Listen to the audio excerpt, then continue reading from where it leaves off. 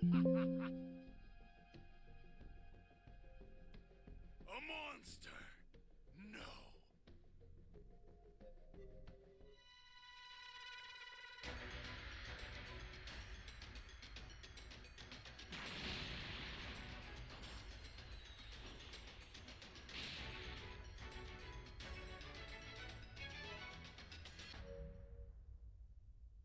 Can you hear me? Flying Nimbus! It's Trunks. I've set a super time machine, as well as a crate of supplies. Here's how to launch. Find the power keys, then place them in the right spots. You found a power key. Go slot it. That's a new power key. Place it now.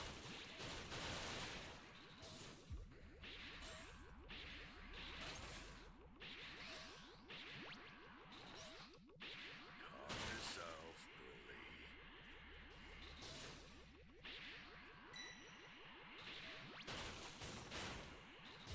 This is bad. Somebody's down. Exercise extreme caution if you're going to help them. Holy hell. Oh, man.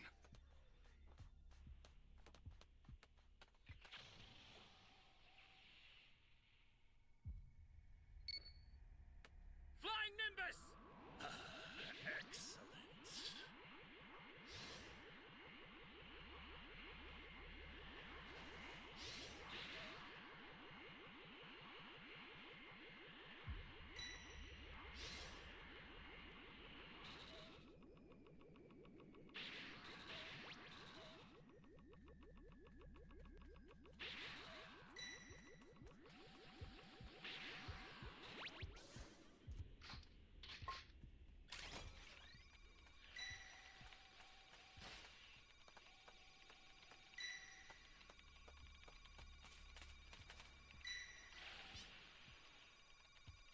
Calm yourself, Broly. An ally needs your help.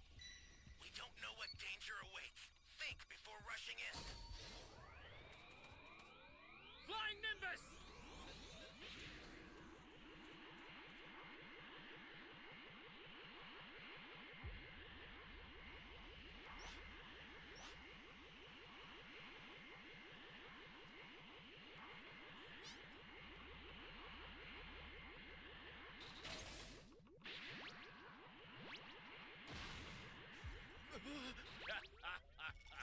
Perfect!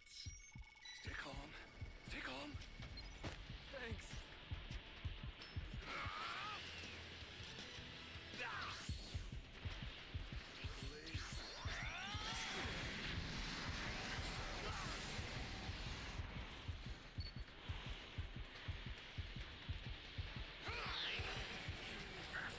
At long last.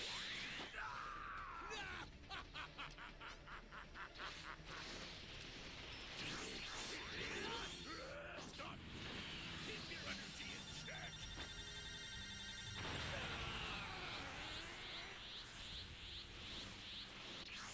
Hey, great! You found another power key. Use it quick.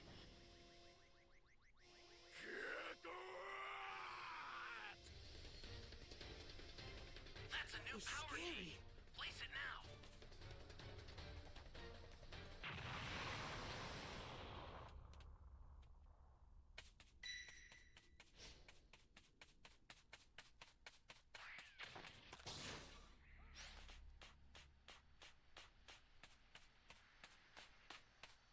I'm gonna make myself scarce.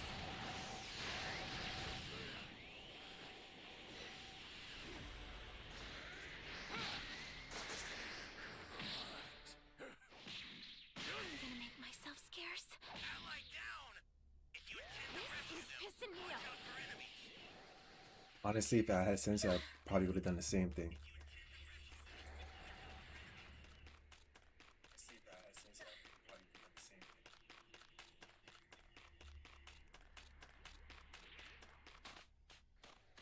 is bad. Somebody's down. Exercise extreme caution if you're going to help them.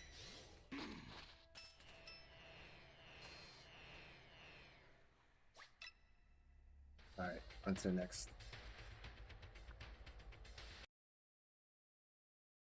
will be joining them. Krillin then mentions what some of them will be doing with the prize money, which confuses Vegeta. An hour later, Goku returns from Tien's house after convincing him to join the team, and Krillin gets upset with him for lying about the true stakes of the Tournament of Power, but ultimately agrees to still fight. To smooth things over, Bulma offers to still pay 18 and Roshi, assuming Universe 7 wins, pleasing Goku but annoying her. The group still needs an additional teammate though. Goku states he wishes he'd asked Future Trunks to stay a bit longer, and Beerus notices that everyone they've chosen is from Earth, no thanks in part to Frieza and his army being wiped out. Goku then gets the bright idea to bring Frieza back from the dead to fight with them, shocking everyone in the room. The group explains that they wouldn't have enough time to gather the Dragon Balls to revive him, but Goku states that they could use fortune teller Baba to bring him to Earth for 24 hours, same as she did with him and Vegeta during their battle with Boo. Vegeta questions Goku's desperation, assuming they'd still be able to win with their team as it stands already. Goku, however, admits that he already lost to someone in Universe 11, and apparently the universe seems to have an even stronger ally than that on their side. To confirm, Goku asks Whis if there are stronger warriors than Universe 7 out there, and Whis explains that he doesn't really make it his business to know about them, but it's possible that some warriors could be participating that no one's ever seen or heard of before. In Universe 6, Kaba travels off with Caulifla, who's apparently mastered the new Super Saiyan transformation already. Kaba notes that Universe 7's warriors apparently had a lot of trouble with it, which prompts Caulifla to note that she's more talented than them. In the back seat, Kaba's also asked one of Caulifla's cohorts, Kale, to tag along as they need all the help they can get. Caulifla admits that Kale is promising, but still has a ways to go, and she nervously acknowledges the statement. Back in Universe 7, Krillin concedes that they may need Frieza, and even Vegeta is willing to go along with the plan. Beerus comments on how low Universe 7's fallen to be recruiting dead people, though Whis sees it as a unique move and says they should wait to see how this plays out. Down in Frieza's own personal hell, the Tyrant awakens from a flashback of his loss against Vegeta and Goku to a scene of parading fairies and Goku himself standing before him, commenting on how nice things are down there. Goku then offers Frieza a chance to get out for the next 24 hours, but Frieza can tell there's more to the story than he's letting on. The next morning, Goku has still not arrived back with Frieza. The others have all gathered though: Vegeta, Gohan, Piccolo, Krillin, number 18, number 17, Tien Shinhan, and Master Roshi. Vegeta comments on Gohan's growth and assures 17 that his island is in good hands with Trunks, who'd been trusted along with Goten to watch over it to make sure poachers don't hurt the wildlife. In Goku's absence, the group assumes he failed to get their last member. Tien assumes that Goku is off getting Yamcha and says if it comes down to it, he'll go to get Chaozu himself. Just then, fortune teller Baba appears with Goku and Frieza, each looking rather beaten as the group is shocked by Frieza's presence yet again. Goku apparently had to do some persuading to get him to tag along, and Piccolo throws them each a sensu, stating they need to get moving. As Vegeta mocks Frieza for the halo over his head, Goku notes that the Tyrant's apparently gotten even stronger, using his time to image train in preparation to murder everyone. Beerus says he'll stop Frieza himself if it comes down to it, but Frieza says he's only joking. Whis wonders how Goku managed to convince Frieza to join in the first place, and the Tyrant reveals it took a promise of his complete resurrection should their universe survive, much to everyone's shock. Beerus and Whis gather everyone up in a circle and tells them to hold hands as it's the only way to transport them all together. Frieza initially refuses to touch Goku, but Beerus threatens to erase him and he complies. Beerus then takes the time to explain that this is a battle royale and they all need to work together for once. He urges everyone to focus on teamwork to conserve their energy so they can get rid of the enemies together, to which the group agrees. Whis then contacts the Grand Priest and announces their readiness, and Bulma bids everyone a farewell as the group departs for the Tournament of Power. Universe 7's team arrives in the world of Void alongside teams from other universes. Vegeta and Gohan figure that their ability to fly will be an advantage so they won't get knocked off the stage, but as Whis correctly deduces, the group is unable to fly in this tournament. This restriction is only on competitors though, as Beerus, Whis, and Supreme Kai are able to fly, and it doesn't affect winged creatures from other universes as the ability is a part of them. The gravity has also been independently adjusted according to each fighter's planet, which impresses Gohan. Champa and his team from Universe 6 arrive with Vegeta already in tears from Caulifla's insults. Champa then tells the Saiyan that if he refuses to fight, he'll make her regret it, although she doesn't seem worried at all. Goku greets Hit, who correctly assumes that the tournament is a result of the Saiyan's actions, and swears not to lose to him again as he's gotten stronger since their last encounter. In the distance, Kaba explains who the Universe 7 Saiyans are to Caulifla, which includes Vegeta, who taught him to become a Super Saiyan. Frieza and Frost also meet, agreeing to team up with one another for the time being. Goku and Vegeta look toward Universe 11, assuming one of the warriors must be Jiren. Goku wanders over to say hello to Toppo and introduce himself to Jiren, who immediately dismisses Goku, stating that he's pathetic and he'd rather not waste his time on him. Goku steps away, and taking another look at their competition, Bulma deduces that compared to Jiren, every contestant in the tournament is pathetic and they shouldn't be worried. The Grand Priest greets all of the teams and introduces the two Omni Kings as Beerus, Supreme Kai, and the others take their seats, Beerus demanding that their universe's team works together. Champa and Beerus take swipes at each other's teams, while Piccolo, Gohan, and others are confused over a universe that appears to only have 8 fighters. The Grand Priest then explains the rules, as the fight will last 100 tacks, which equates to about 48 minutes in Earth time. The central pillar in the arena will descend as time passes, and the fight will officially be over when it reaches the bottom. There are no weapons allowed, killing is forbidden, and the objective is to knock the opponents out of the ring, who will then be warped into the stands afterward. The tournament begins, and as Gohan begins to prep everyone for teamwork, Goku, Vegeta, Frieza, 17, and 18 all rush out in different directions on their own. Each of them manage to immediately take out various fighters except for Goku, who's rushed by the majority of the Pride Troopers from Universe 11 all at once. Goku's forced to transform into a Super Saiyan and knocks them away, then setting his sights directly on Jiren. As all the fighters continue to clash, Frieza stops to speak with Frost, offering him a tip that the bald fighters on his team should pose no threat and could be knocked out easily. Frost questions Frieza's motives since reducing his team's numbers could result in a loss, but Frieza says that he's only concerned with revenge on the Saiyans, and Frost agrees to play along. Krillin, Master Roshi, Gohan, Piccolo, and Tien Shinhan decide to stick together, but suddenly the group is attacked by Vegeta. When the group dodge his attack, Frost takes the opportunity to knock off a distracted Krillin, eliminating him immediately. Beerus yells at Krillin once he reappears in the stands, and Champa laughs at his brother for already losing a fighter until one of his own appears, saying that he had no time to use his magic spells to avoid getting eliminated. Supreme Kai then notices that several fighters from other universes are also appearing in the stands. Back in the arena, Frost is fighting Tien and Master Roshi, preparing to eliminate them both next. Gohan notices his team having trouble and tries to help, but he's stopped by the trio of danger of Universe 9. The team of Bergamo, Lavender, and Basil attack Gohan as a group, and the young Saiyan has trouble with their teamwork. Piccolo is fighting against 3 other members of Universe 9, and Tien tells Master Roshi to dodge before he fires a Neo Tri-Beam at Frost. The blast attracts the attention of other fighters nearby, and with Tien already exhausted, Master Roshi tells him not to overdo it. Krillin wonders if the attack worked, and Beerus confirms it didn't, pointing out Frost emerging from the smoke completely unharmed. Frost then suddenly charges at Tien and lands a hard punch, eliminating him. He then directs his attention to Master Roshi, stating that he'll be the next to go. The Universe 7 spectators notice Frost conversing with Frieza, and they speculate that Frieza's leaking intel about his teammates to Frost. Krillin yells to Goku to go for Frost, as he's the biggest threat to their team, and Goku, having been preoccupied in his fight with Universe 11, is surprised that Krillin and Tien are both already eliminated. Goku then spots Frost about to attack Master Roshi and protects him, then advising that he and Master Roshi fight Frost together. However, Roshi yells at him, telling Goku to focus on his own opponent since he wants to fight Jiren. Frieza then tells Frost to pull back since Goku would likely be too much for him to handle, and the two take off. Frieza then asking Frost if he's currently in his final form, to which he answers yes. Frost is surprised to hear that Frieza has another transformation up his sleeve, and Frieza advises that Frost fight at full strength for the rest of the first half, and when he's tired out, he'll jump in and take over, which Frost agrees to. Meanwhile, Piccolo is fighting Razzle, who has him trapped and flying through the air, preparing to drop him out of the ring. Gohan, still fighting the trio of danger, notices his master in trouble and kicks out an explosive wave to knock the brothers away. Gohan then jumps into the air to save Piccolo, who notices this and moves his head out of the way so Gohan can land a clean hit on Razzle. Gohan begins to fall out of the ring, but saves himself by firing a Kamehameha to propel himself back in. As Razzle falls, he's saved by his teammate Hop's extensive claws. The remainder of Universe 9 then gather in front of Gohan and Piccolo ready to attack, but Frost suddenly zooms past the two, firing a huge blast at Universe 9 and knocking one of their members known as Oregano out of the ring. Universe 9 member Hyssop suddenly appears behind Frost and attempts to crush him with a punch, but Frost overpowers the large warrior and whirls him around, knocking him into Razzle and eliminating them both. Frost then turns his attention to the other warriors of Universe 9 and knocks them all out of the ring as well. With just the trio of danger remaining, they retreat to avoid being knocked out, and Frieza is impressed by Frost's performance. The tyrant says Frost has done enough and prepares to step in, but decides to give him one more piece of advice as he grabs the fighter by his throat and tells him never to trust anyone. Frieza then kicks Frost out of bounds to the surprise of Champa and the other spectators, and Whis realizes that this was all a part of Frieza's plan, using Frost to get rid of the weaker fighters. Meanwhile, Gohan and Piccolo are surrounded by the trio of danger, and Piccolo advises that he and Gohan split up, since the group are too much trouble together. Bergamo orders his brothers to follow Gohan while he follows Piccolo, and Basil and Lavender gang up on Gohan, but they're suddenly blasted and knocked off the arena by Frieza. Bergamo is the only fighter remaining from Universe 9, and he's cornered by Piccolo. Piccolo tells him to jump to spare himself the pain, but Sidra yells to Bergamo to hang in there, noting that it's the end of their universe if he's eliminated. Piccolo, hearing this, hesitates as Bergamo pleads for mercy, but Frieza suddenly knocks him off, reminding Piccolo with a smirk that this is about their own survival and he'd be wise to remember that. With Universe 9 now completely eliminated from the competition, their universe is erased by the Omni Kings, leaving just their angel. The fighters all stop their battles distracted by this, and the Grand Priest reminds them of the rules, with Supreme Kai afraid that even the gods will be erased from their universe should they lose. Amidst all the tension though, Beerus dramatically yells to his universe's warriors that losing is certainly not an option, and the remaining fighters hear him, as Goku states they'll be doomed either way if they lose. With Universe 9 now eliminated, there are now 43 minutes left in the Tournament of Power. The Gods of Destruction from the exempt universes discuss what just happened, commenting on how each universe up till now seems to have lost a few fighters, except for Universe 11, which still remains in the lead. Meanwhile, Goku as a Super Saiyan confronts Toppo and Dispo, but soon finds himself completely outmatched, unable to land a single blow to the swift Dispo, who creates an opening for his teammate Toppo, who begins to pummel Goku into the floor. As Goku begins to realize that he's running out of power, he notices Hit getting knocked down in the distance by Jiren. Goku then transforms into his perfected Super Saiyan blue form and knocks Toppo away as he rushes in to attack Jiren. However, a single ki wave from Jiren is enough to knock Goku backward towards Hit, surprising Beerus and Krillin in the spectator seats. Goku recovers and wonders if Hit was able to use his time skip on Jiren, but Hit says it proved to be useless against him. Toppo and Dispo join Jiren in order to help him fight against Goku and Hit, but Jiren tells them there's no need as he'll deal with the two by himself. Goku rushes in to attack Jiren, attempting to catch him off guard with an instant transmission, a barrage of physical attacks, and even the burst Kamehameha, but none are able to move Jiren an inch. Jiren then knocks Goku away and uses a barrage of punches on him, nearly pushing him off the edge of the arena completely. Just as he's about to deliver the final blow to the Saiyan who he addresses as the Nameless Warrior, Hit intervenes with a kick, knocking Jiren away and giving Goku the perfect chance to get back up on the arena. Noting that Hit had just landed a blow, Goku wonders if he found a way to fight without using his time skip, to which Hit states that ever since Goku had broken through his time skip during the Universe 6 and 7 tournament, he's given up merely relying on special abilities and instead learned to hone his own strength. Hit then removes his cloak and begins a physical assault on Jiren, but just like Goku, he comes up short, the Saiyan then joining in, but the two are still unable to find any advantage in the battle. Hit then tells Goku that he has a new special move, one that he can only pull off if the two work together and use their full power on Jiren. Goku gives it some thought though and regresses to his base form, telling Hit that he wants to beat Jiren on his own and that there's still a wall he needs to overcome during this tournament in order to stand a chance of winning it. Hit accepts this, but decides to continue with his plan, and after powering up, he uses a new technique called time lag on Jiren that significantly lowers his speed to the point that he can't land a blow. Hit explains that time only for Jiren has been warped, and the Angel of Universe 6 Vados explains that due to the power difference between the two, Hit wasn't able to freeze Jiren, but he could at least slow him down enough to gain an advantage. Hit is able to push Jiren to the edge of the arena with confidence, but just as he's about to knock him off, Goku notices that Jiren has been holding back. Jiren then suddenly increases the speed of his attacks to overcome the time lag and uppercuts Hit, knocking him far into the air and off of the arena, eliminating him from the competition. Goku catches Jiren's attention and acknowledges he's caught on to his plan to conserve energy for now, and Jiren states that Goku's impressively perceptive if nothing else, as the Saiyan warrior notes that he finally remembered his name.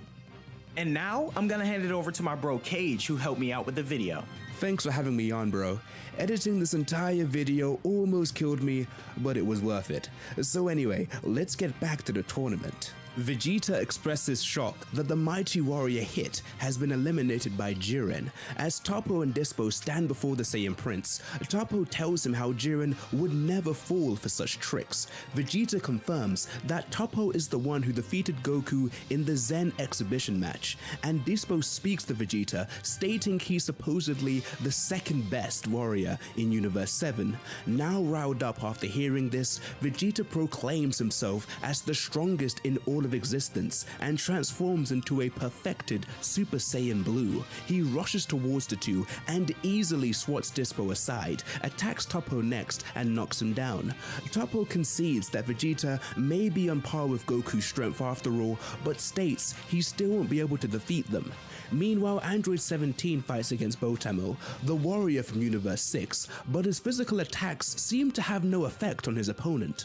After Piccolo eliminates another fighter, he goes to assist the android, but 17 lands a mighty punch to Botamo's midsection, which causes his body to spring back and out of bounds. The two are then attacked from the air by two other fighters, but are able to avoid it thanks to Gohan, who was engaging in battle against another Universal Warrior. Along with Gohan's help, the three are able to quickly defeat the trio of warriors from Universe 10. Right now we have 4 out of 8 players, just waiting on 4 more. The arena. The remaining 3 members of Universe 10 then band together to fight the Universe 7 trio for themselves, although they seem pretty worried. Elsewhere, Android 18 is shown talking to Ribrianne and her pals from Universe 2, as they gloat about their own beauty and call 18 ugly. Krillin, watching from the stands, finds it hard to imagine that Ribrianne would ever be considered beautiful, but Beerus admits that she is kinda cute.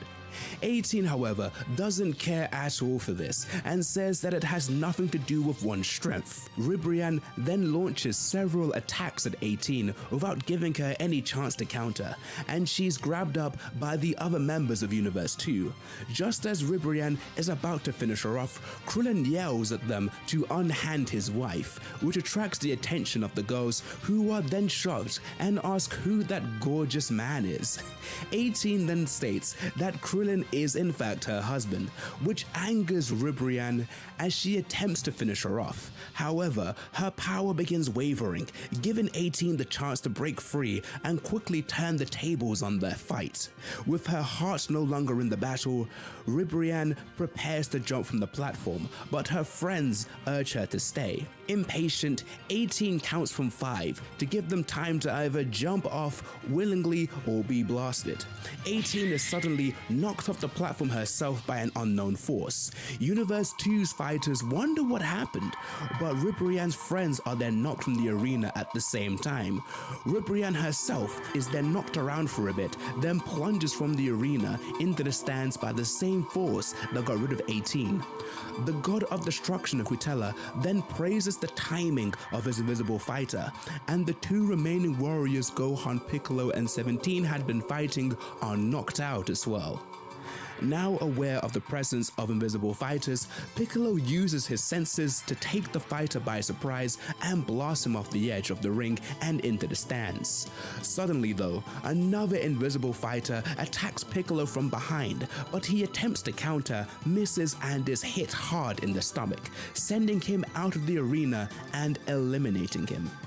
Once again confused as to what's happening, Quitella brags about their secret weapon.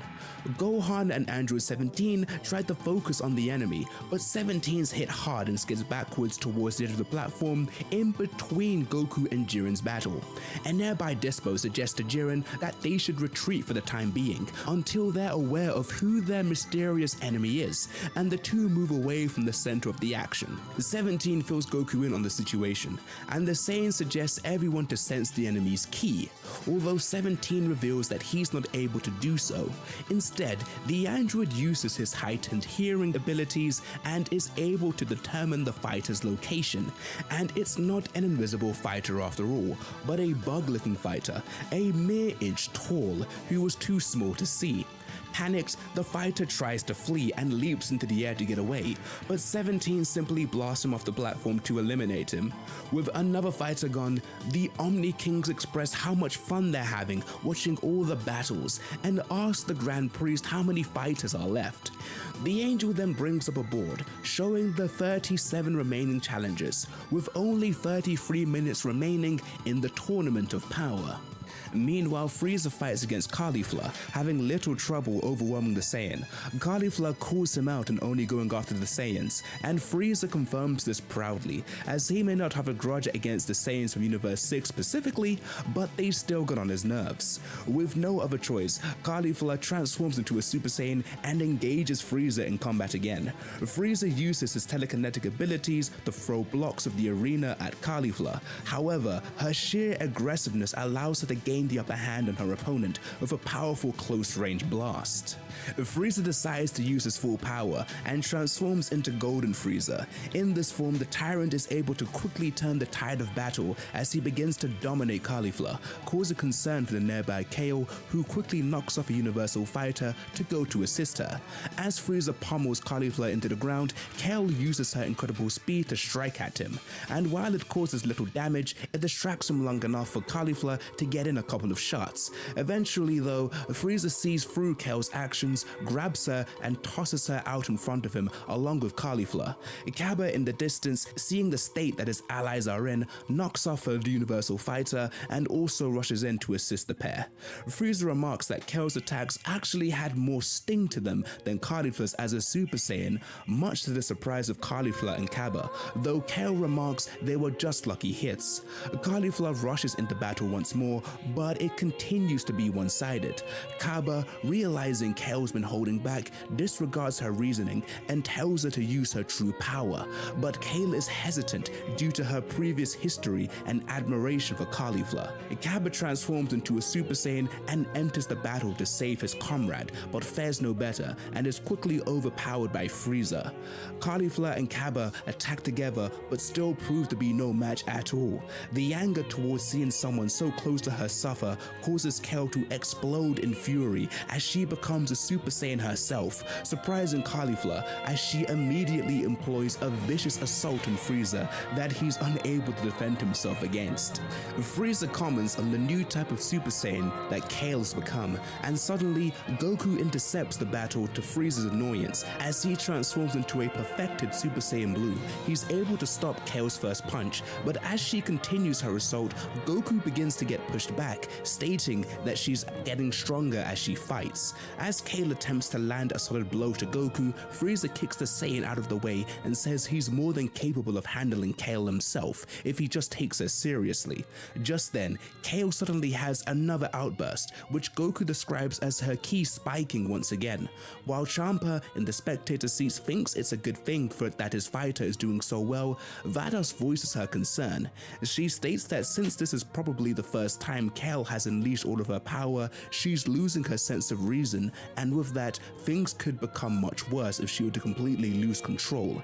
Kale struggles to regain her senses, having recently transformed into a legendary Super Saiyan, and charges past Goku and Frieza, clutching her head as she falls to her knees. In a rage, she powers up, with the resulting pressure of her energy knocking off multiple combatants from different universes. She then turns her attention to the nearby Vegeta and Toppo, swatting them aside and almost knocking them off the arena, but Vegeta is able to save himself and Dispo is able to save Toppo in the nick of time. Vegeta wonders what's going on with her just as she drops the remaining two combatants from Universe 4 off the arena, resulting in their defeat and their permanent erasure. In a panic, the God of Destruction from Universe 3 emerges from his robotic suit and orders the combatant Paparoni to fuse with his Still here allies to waiting, fight guys. Still here Kale. waiting. The scientist complies, and they fuse to become the towering monster known as Agnilaza. However, Kale is unfazed and kicks Agnilaza in the chest hard enough to send him off the arena in an instant. As Universe 3 loses their last 4 fighters in one go, their universe is erased by Zeno. The tournament has reached the halfway point, as the middle of the tower is 5 tacks down out of 10.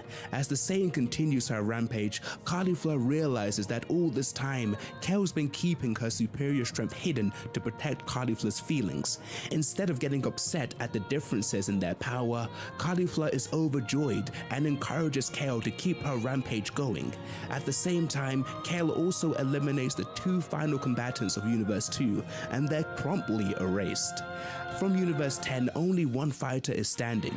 Goasu apologizes to him for failing to come up with a better strategy, and with a final battle cry, the warrior known as Obuni attacks KO, but is easily struck off from the arena, and Universe 10 is erased for good. Fighters from Universes 6, 7, and 11 remain. As KO slows down, Caulifla goes to check on her, but KO knocks her hand away and charges off. Caulifla calls out to one of her teammates, Magetta, to stop KO, but the Saiyan lifts him off the ground with one hand and tosses him from the arena. The 2 Namekians of Universe 6 then speak to KO, urging her to come to her senses, as they can surely win with her level of power. But KO answers back by simply blasting the 2 off the arena at the same time. Caulifla asks Cabba what's wrong with her, to which Cabba responds that she may be the legendary Super Saiyan who only shows up once of every 1,000 years. He tells her that once a Saiyan is awakened, their power continues to grow and rampage until they self-destruct.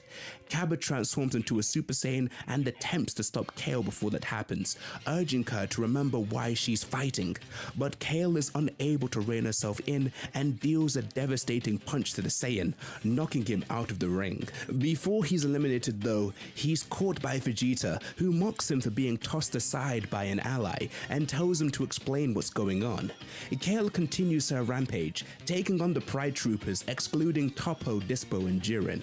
They're outmatched individually, but as a team, they're able to slowly gain the advantage on the Saiyan. Vegeta, watching nearby, explains to Cabba that Kale's brute strength alone isn't enough to win, as she begins to reach her limit. Cabba pleads with Vegeta for advice on how to save his ally, but Vegeta berates him, stating that in the ring they're enemies, and he isn't there to offer aid as he heads back to finish his battle with Toppo. Caulifla approaches Cabba to come up with a plan as she pulls up her trousers. A pair of Patara fall from her pocket. Cabba wonders what they are, and Caulifla says that she stole them from the Supreme Kai of Universe 6 prior to the tournament. Champa realizes this and calls out to Caulifla, telling her to put one earring on her own ear Alright, you found and a the match, just other start 2 on minutes. Kale's ear so they can fuse. Caulifla expresses doubts about being able to hold Kale long enough to attach the earring, but Cabba volunteers to do it himself. As he rushes towards Kale in her battle with Universe 11's warriors, he's intercepted by Dispo and beaten with his lightning-fast attacks. As Dispo prepares to finish him off, Caulifla transforms into a Super Saiyan and stops him, telling Cabba to save Kale. At that moment, Universe 11's warriors launch Kale off the arena. Cabba leaps off towards her and manages to attach the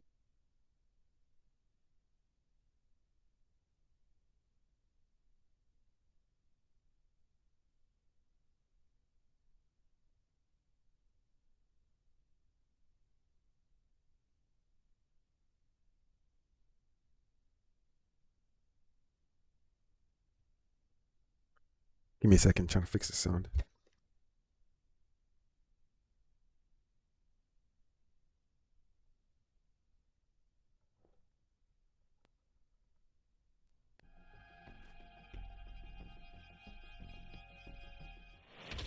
Should be good now.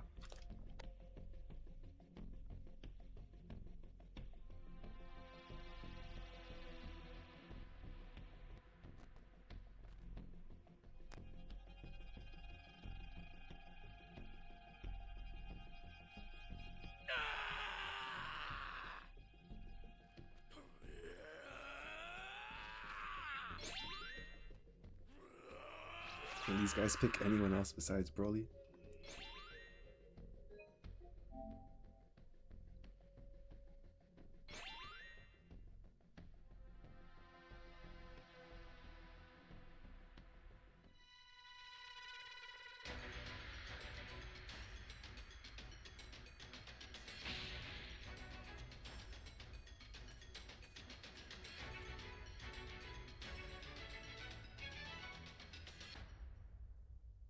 Can you hear me?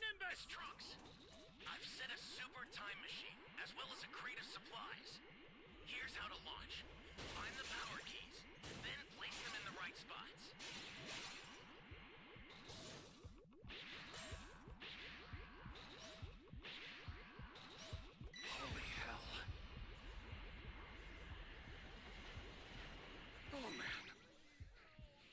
Ah!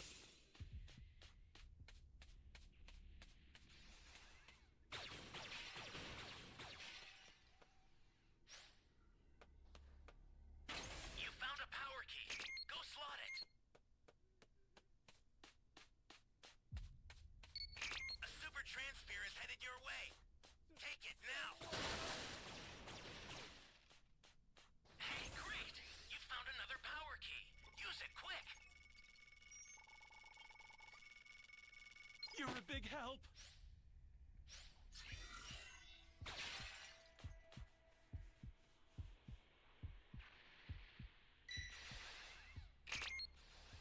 Flying Nimbus!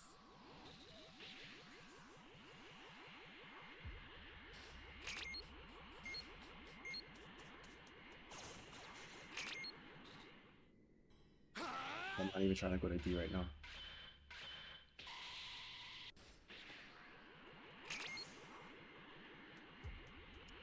See what's popping in A. An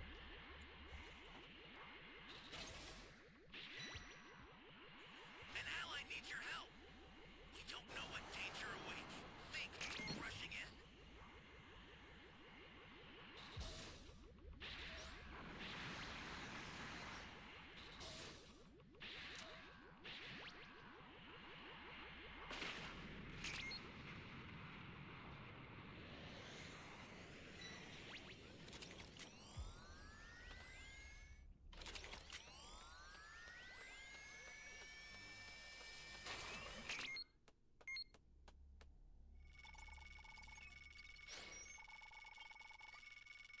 Level 2 got cooked. This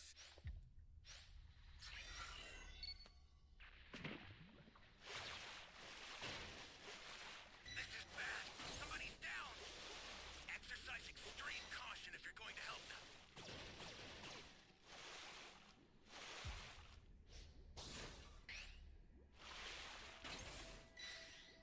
Flying Nimbus! Should get a level 3 soon.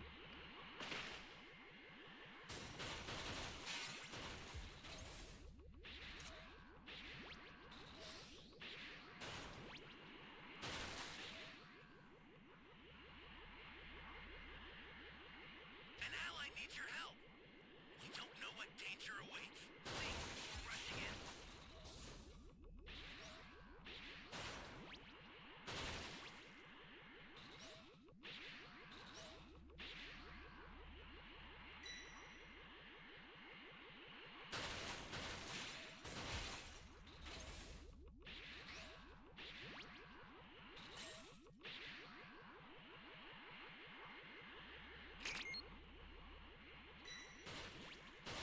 Someone! I need help! This guy got killed for no reason, and 2 people are down. It's not good. You're a big help!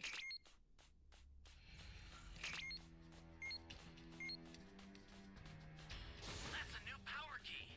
Place it now.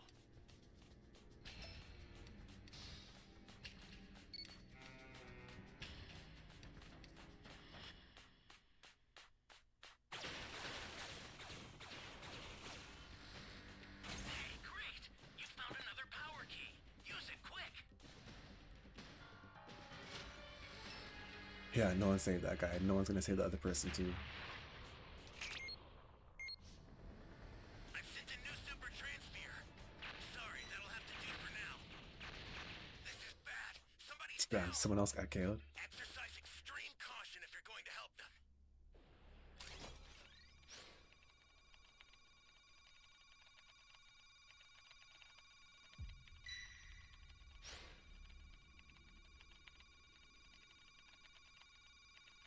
Just this B key after. But if these guys die out, then the escape time machine will come. So I don't know. Flying Nimbus!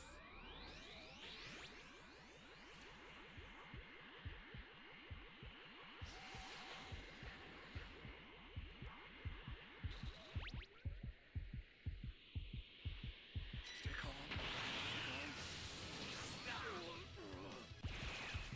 Here comes the pain! Damn you!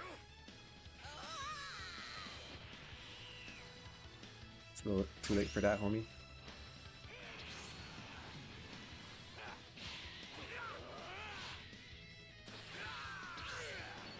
Barrier. Fucking bullshit.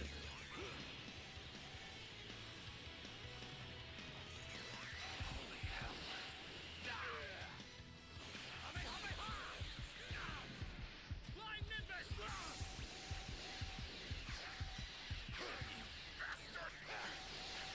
Okay, let me eat the sensu and get out of here. Fuck, I tried to eat the sensu, didn't work.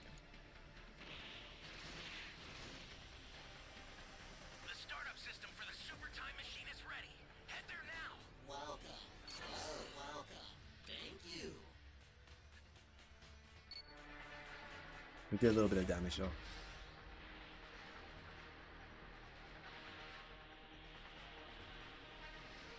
Yeah, he's just gonna stay over my body.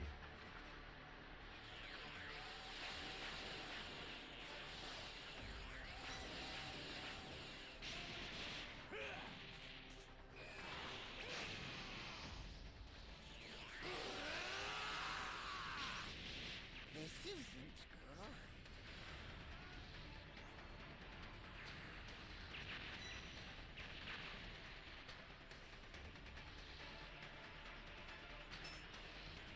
I'll send some supplies to help. Make good use of them. Earring then throws her back on stage and plummets in her place. With little time to act, Caulifla puts on the other earring and the two are suddenly pulled together, fusing together to become the female Saiyan warrior, now known as Kefla. Beerus exclaims that the use of tools is cheating, but the two Zenos' excitement about it allows it to go through unchallenged. Kefla declares that now the members of Universe 11 will be the ones to fall, and with overwhelming power, takes out the Pride Troopers one after another, eliminating a total of 6. As Kefla wails on Dispo and Kershaw of Universe 11, Goku is faced with Jiren, but tells him 36, so I to should have go my and rhythm help match his coming up soon. teammates. Jiren responds by saying that it's unnecessary, which confuses Goku. As Kefla then knocks down 2 members and readies herself to take out Jiren and Goku, Kefla fires a blast towards them, but suddenly Gohan appears and knocks it aside. He tells his father to settle things with Jiren while he takes on Kefla, and as she wonders who he is, Gohan tells her that he's a Saiyan just like her, but one born on Earth. With only 15 minutes remaining and 12 fighters left in the Tournament of Power, the Supreme Kai states that Universe 7 can win if they can run out the clock and keep their numerical advantage. Beerus and Whis, however, state on how unlikely that is, as Universe 7 wouldn't think that far ahead. As Kefla battles Gohan, she's soon able to throw him to the ground where she comes down on top of him. She mocks him by yelling at him to go Super Saiyan if he can, but Gohan responds by kicking her off him, claiming that he doesn't need to do that anymore as he's chosen to evolve as a human being rather than a Saiyan. Watching him from above, Piccolo comments that in the brief period of their training, Gohan regained his sense of battle and has now become even more powerful than he has ever been. Meanwhile, Goku restarts his battle with Jiren, transforming to perfected Super Saiyan Blue and charging in. Meanwhile, Vegeta continues his evenly fought battle against Toppo, telling him that he's stronger than he appears. Toppo states that he's a God of Destruction candidate and can't possibly lose to a lesser being, then unleashes the reserves of strength he has left, but Vegeta doesn't seem worried. Android 17 compliments Master Roshi on still being in the tournament after all this time, and while he can't read energy like the others, he can still tell that he is quite strong as they ready themselves to take on the Pride Trooper pair of Dispo and Kasharal, who they view as the weakest contenders left. Frieza, on the other hand, is off in the distance, away from imminent conflict, and takes the opportunity to recover his stamina. Beerus turns to Champa, complaining about the use of Potara being used and calls him sneaky, but Champa is silent, clearly nervous about the fate of his universe. In the arena, Gohan and Kefla's battle reaches its conclusion. Both equally exhausted, Kefla laughs knowing that she's lost and couldn't even take out one Saiyan. Champa acknowledges defeat as he stands and thanks Vados for everything that she's done for him over the years. Gohan and Kefla, at their limit, rush towards each each other for one final attack, throwing a punch on both sides and sends them off the arena, eliminating them in the process. Ciampa thanks Caulifla and Kel for their effort and turns to his brother Beerus, shouting and making one last face before he and all of Universe 6 are erased for good. Goku continues his battle with Jiren, unable to do any damage, and with a punch in return inflicts heavy damage on Goku, as Jiren states that it's about time to end their fight. Goku begins to power up, saying that he doesn't even care if what he is about to do wrecks his body in the end, because he just needs the power to overcome his limits in this tournament. As Beerus wonders what Goku's up to, Whis says that he's drawing deep from his reserves for a temporary boost in power, regardless of the damage, to which Krillin and Tien wonder if he's utilizing the same principles as Kaioken. Regardless, Goku's method allows him to deliver heavier blows than Jiren, but it still proves ineffective with no real damage done. Jiren tells Goku that power gained by destroying the body can't be used properly, and that he's made the same mistake as Kale as he swats him away like a fly. Meanwhile, Master Roshi has forced Kasharel to the edge of the arena. Although the warrior of Universe 11 can't understand why this old man is so strong, Roshi tells him that he shouldn't rely so heavily on his gadgets. As Kasharel goes in for one final punch, the Turtle Hermit intercepts it, and with a swift display of martial arts skill, knocks Kasharel from the arena. Roshi then notices as Goku is shown struggling against Jiren, unsure of what to do. Roshi asks Goku what strength means to him, and Goku responds by saying,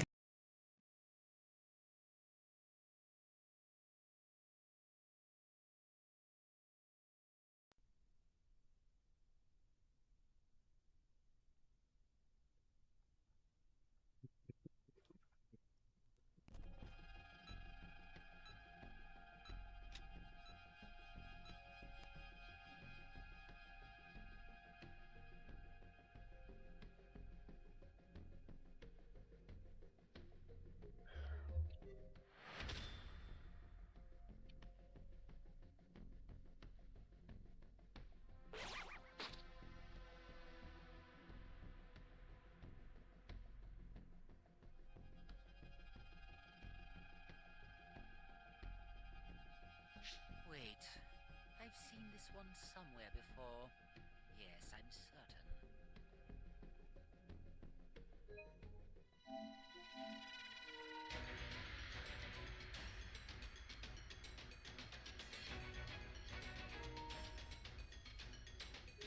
Let the Carnival of Terror begin.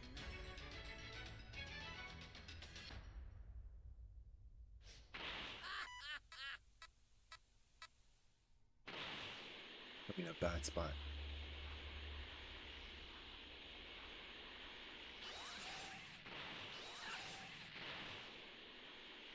There's one right there.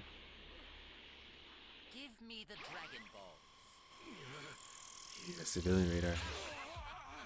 You have my thanks.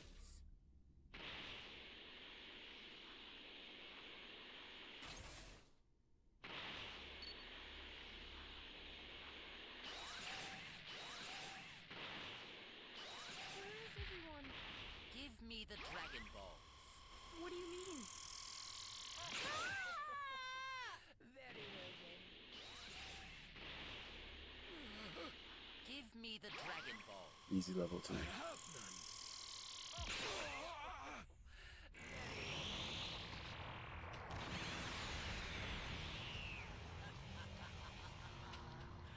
There for now.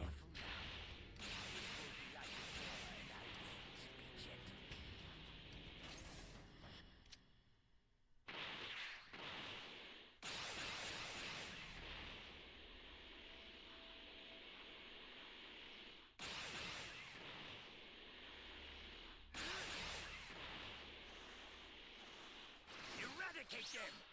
Go!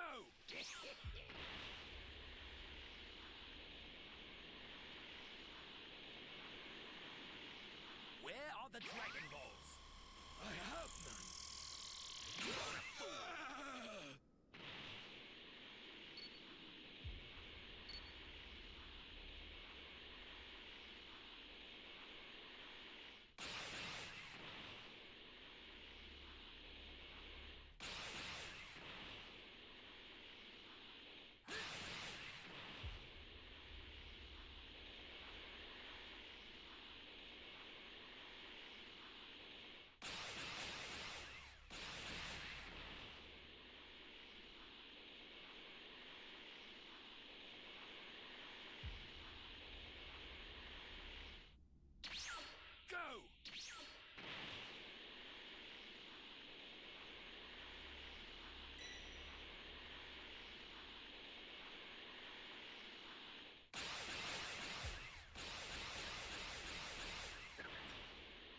Got away.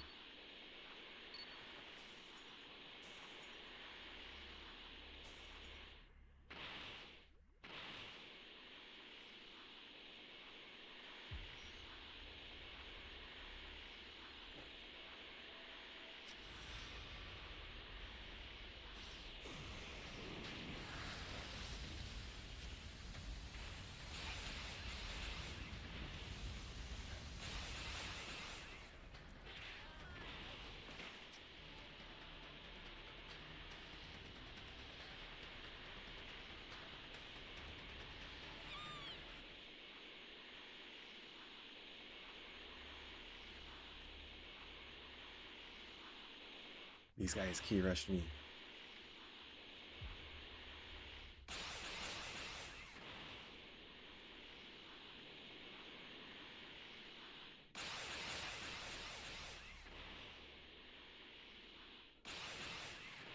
It's not good.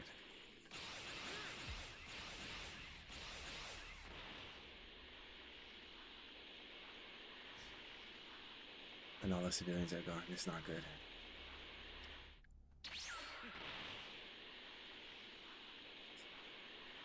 This damn vehicle movement is killing me, bro.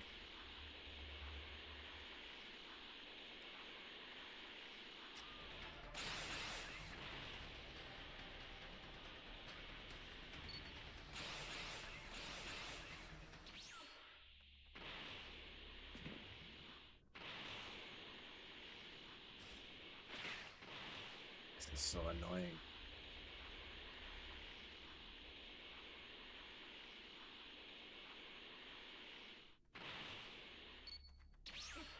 Stupid bat. I can't see where he's at.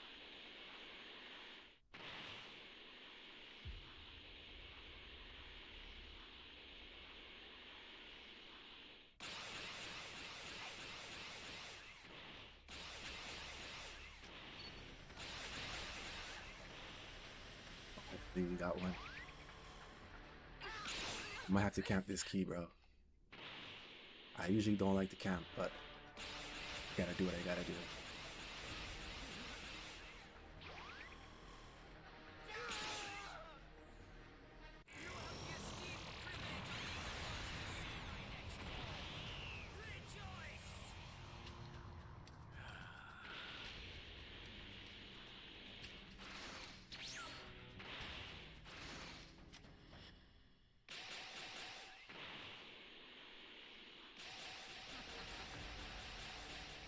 I'm sick of these fucking walls, bro.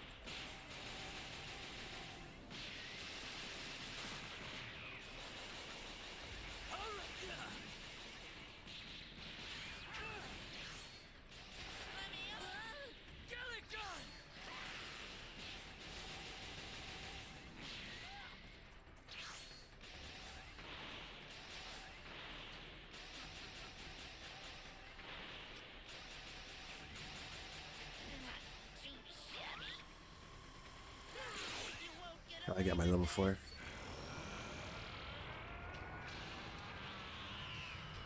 Still have 2 Dragon Balls.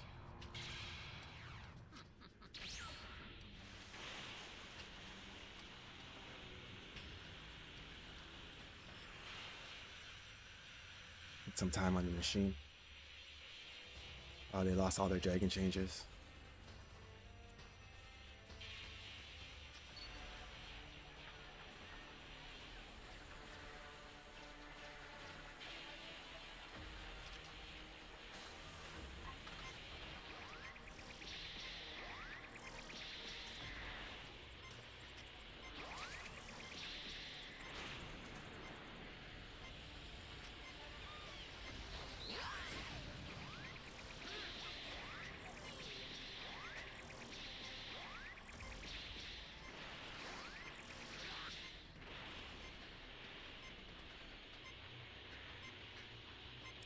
I don't have a key sense.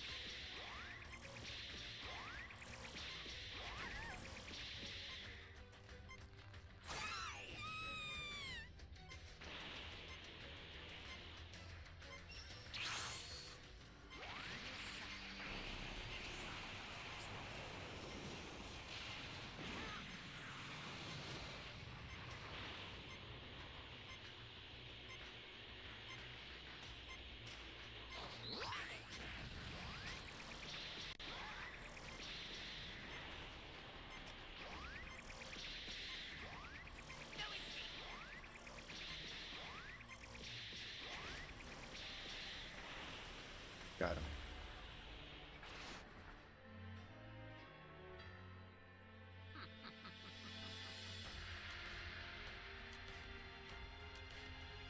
You're no match for me.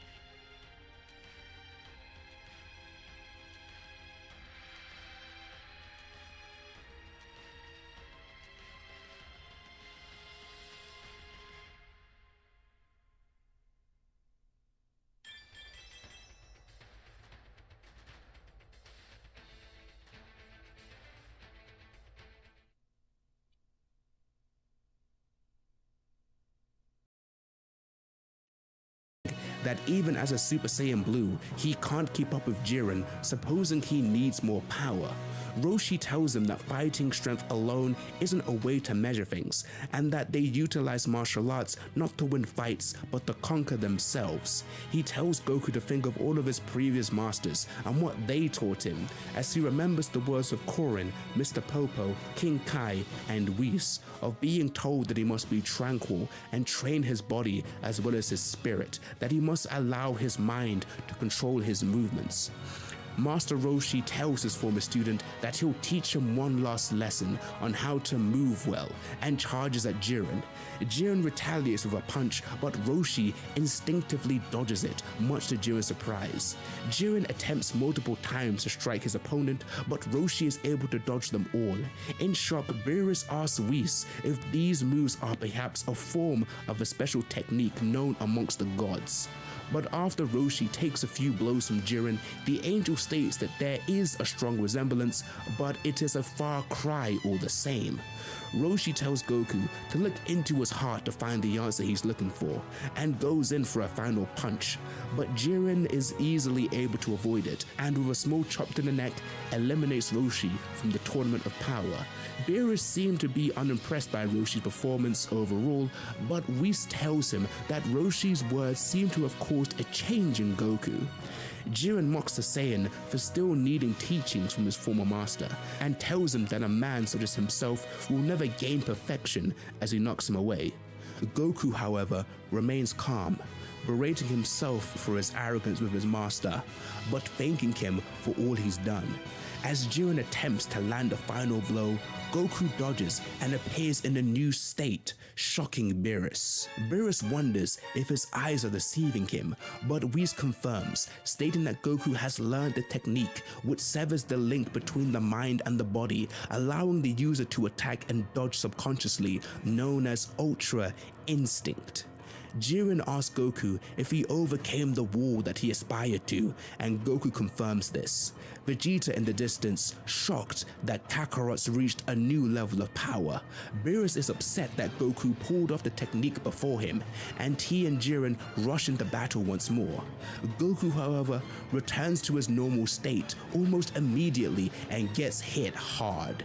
Whis stating that Goku must have found a chance to tap into Ultra Instinct briefly, but nothing more, as the angel acknowledges that the Saiyan struggle has only just begun. Jiren tells a battle-damaged Goku that a man with such little resolve will never be able to beat him. Meanwhile, during his battle with Toppo, Vegeta shows frustration that Goku jumped ahead of him yet again, breaking his limits while the Saiyan Prince is left struggling against his opponent. As Toppo tries to attack Vegeta from behind, the Saiyan Prince completely disregards the Universe 11 warrior and powers up, the force of his aura knocking Toppo out of the ring and onto some debris. Beerus noting that Vegeta's aura has completely changed. Vegeta then rushes in and attacks Jiren. However, the Pride Trooper is unaffected, but impressed that Vegeta was fighting Toppo while concealing his true power. Vegeta, however, replies that Saiyans evolve as they fight, and his power from a few minutes ago means nothing now. Jiren asks if Vegeta is trying to acquire the same power as Goku, but the Saiyan answers that he has no interest in the ability, stating it doesn't suit him, as well as being taught anything by anyone other than himself.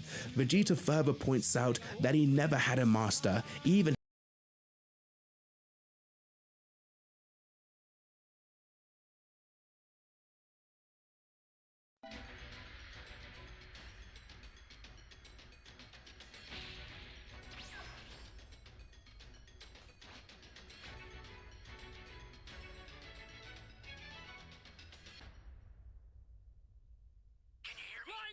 Trunks. I've set a super time machine, as well as a crate of supplies. Here's how to launch. Find the power keys, then place them in the right spots.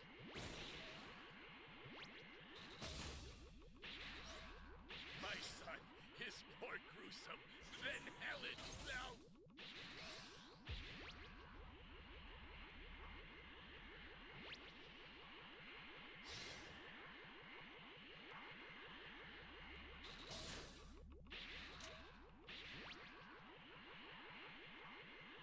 You found a power key. Go slot it.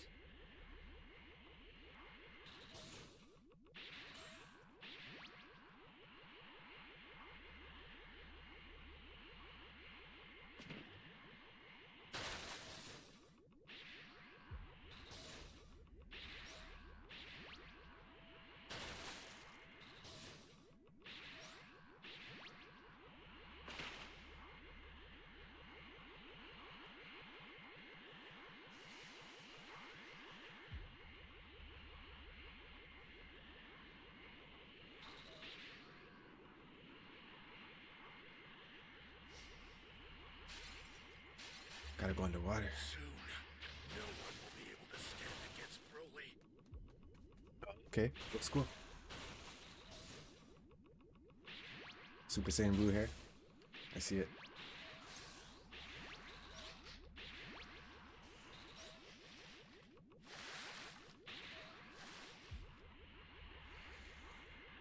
What's up with you, Kakarot? Trying to get in the top 10 for Raiders. Right now I'm ranked somewhere in the 50s. As Broly will tear you limb from limb.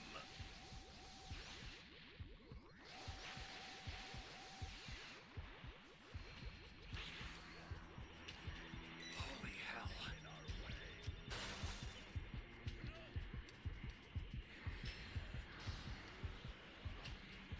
Oh man.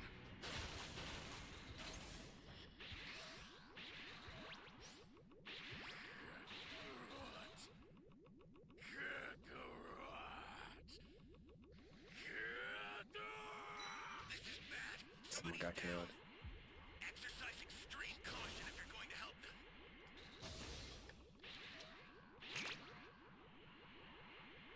I assumed the key was underwater. You know what to do with that key.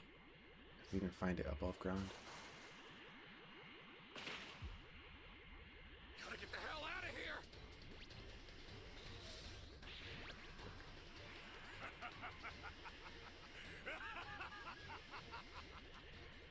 Hurry up. Thought I was a gun. We barely made it. I'll take the long way to E. Hey, great! You found another power key. Use it quick. Don't think I can save this person.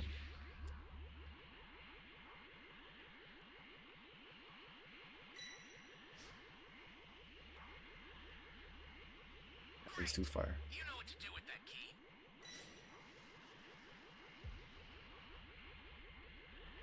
Ally down! If you intend to rescue them, watch out for enemies.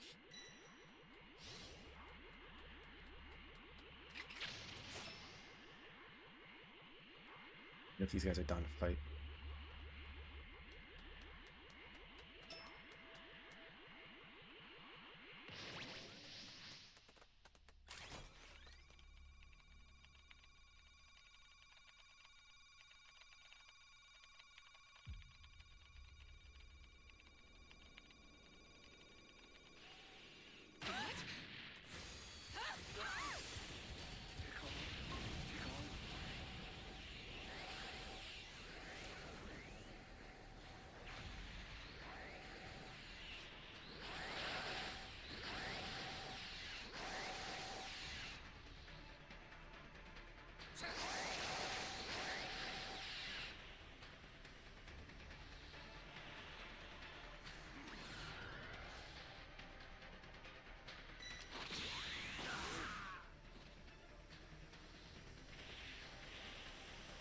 Hey, great!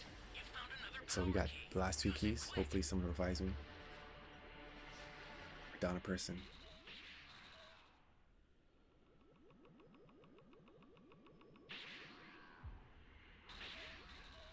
Alright, Kakarot, thank you for dropping by. Have yourself a good night. This is bad. Somebody's down. Exercise extreme caution if you're going to help them.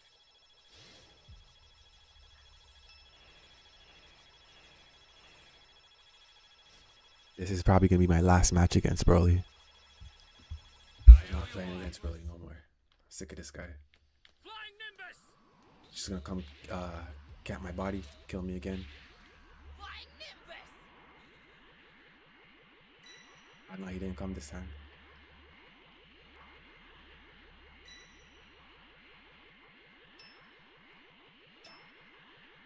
Ally down! If you intend to rescue them, watch out for enemies.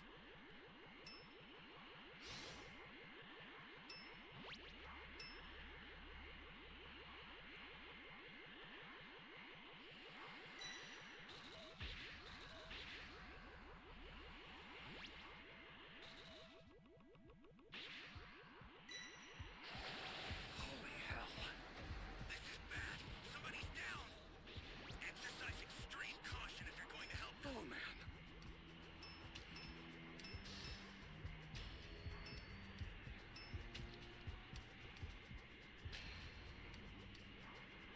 I really don't understand how this guy goes to level 2 to level 4. Send you a super transfer. Use it to I'd hold never the enemy understand back. it. Access the startup system from the central area. Just a little more to go, then you're done. Gotta get the hell out of here!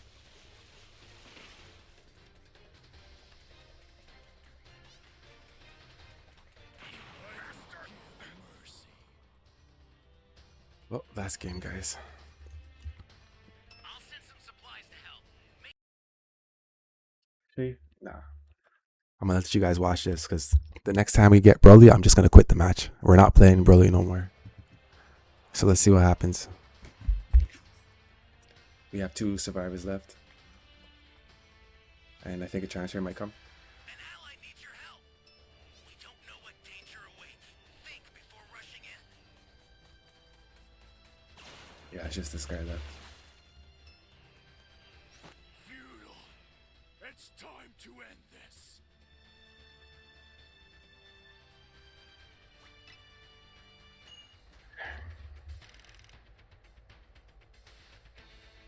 And his father, King Vegeta. He says he's a prodigy forged by solo training and will continue to aim to the top by his own rules as he always has.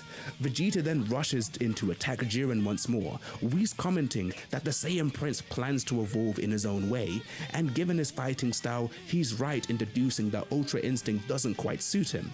While Vegeta lands another clean blow to Jiren, Goku commences performance. Vegeta further explains to Jiren that while Goku and his friends were lazing about on Earth, he was fighting hundreds of battles throughout the cosmos. Jiren acknowledges Vegeta, stating that besides Goku in his Ultra Instinct state, there hasn't been anyone that's fought as hard as he has. However, Jiren then appears behind Vegeta and lands a blow to the back of his head, once again establishing his dominance. After a few more blows to Vegeta, Jiren explains that he always puts his life on the line when he fights, no matter how weak his opponent is, as that's how he was taught to fight by his own master. As Toppo watches from a distance, Frieza belittles him for relying on others for survival, attacking Toppo and bringing him to the brink of elimination. Dispo notices this during his battle with Android 17 and comes to his comrade's rescue, although all he's done is given Frieza the perfect opportunity. The Tyrant then jumps back into the ring and destroys all of the floating debris the two could use to get back, leaving Dispo and Toppo stranded on a single rock in the distance.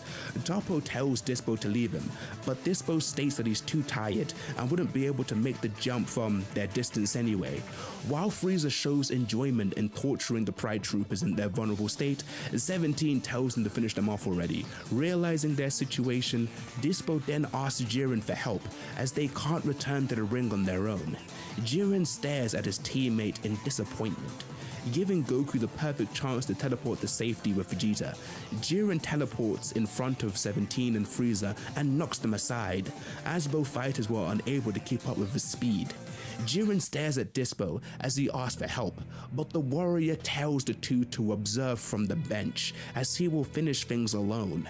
Jiren watches as the rock Toppo and Dispo are on breaks apart and the two are eliminated, ashamed that in their comrades' eyes they were just getting in the way. Jiren remains as the final opponent in the Tournament of Power against Universe 7, but Belmod isn't worried. Jiren surprised Frieza is still around, to which the Tyrant notes that he's the type to hide his true potential. He then transforms into Golden Frieza and rushes in to attack Jiren.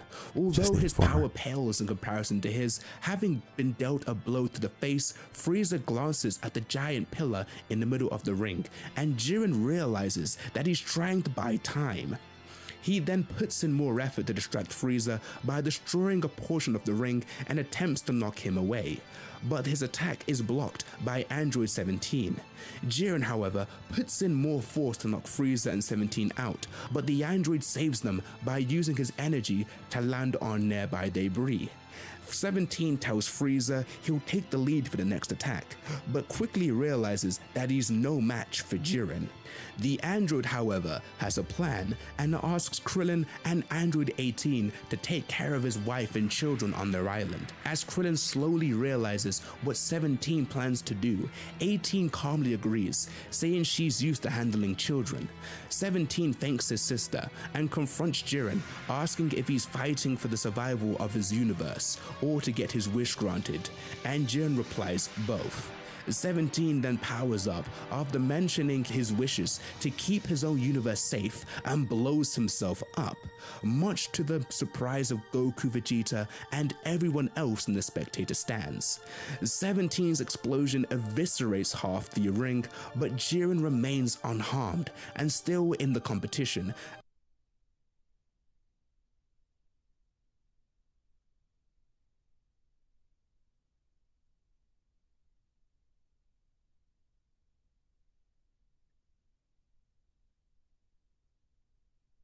disappointed at witnessing 17's act, but stating it's time to end things.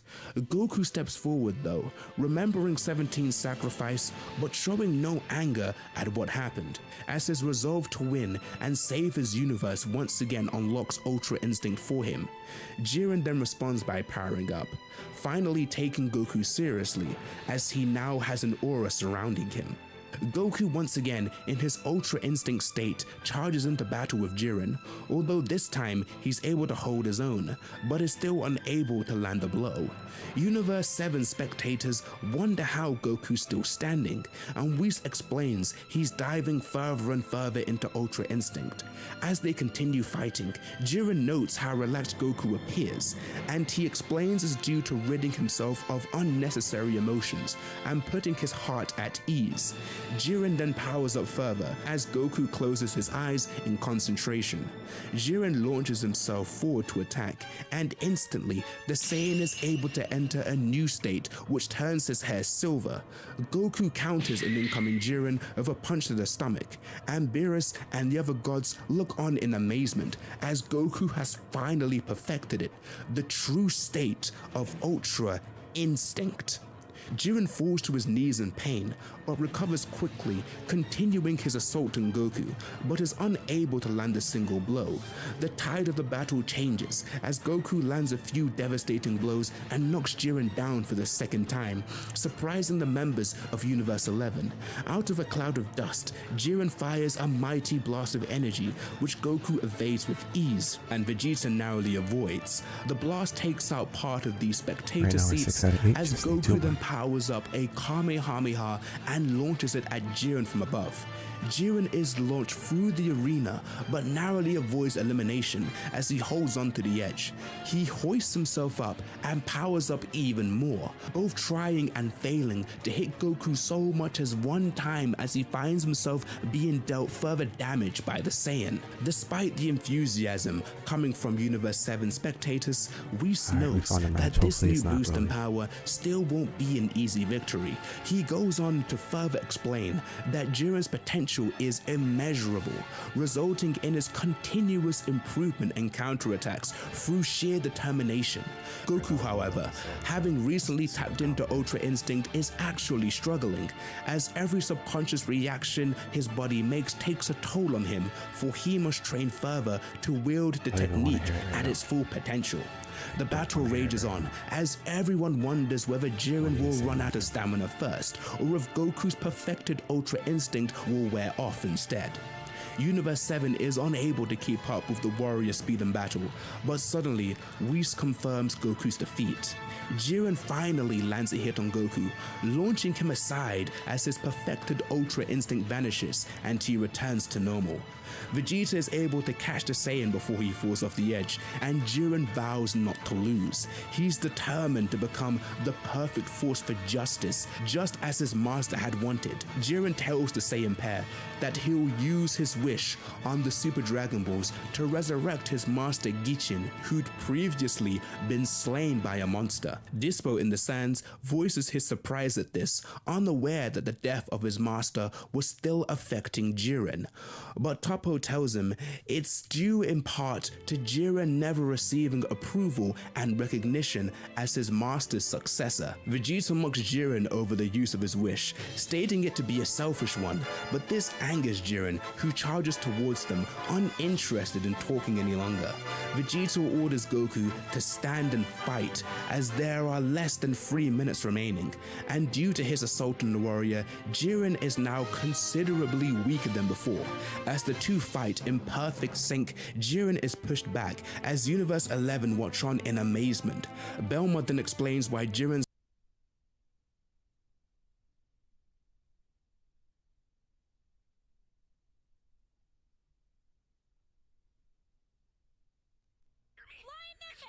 Flying Nimbus! I've set a super time machine, as well as a crate of supplies. Here's how to launch. Find the power keys, then place them in the right spots. You found a power key. Go slot it.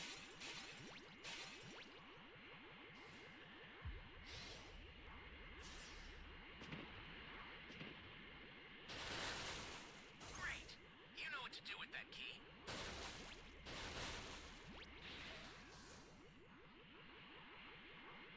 Just hit the key as fast as possible.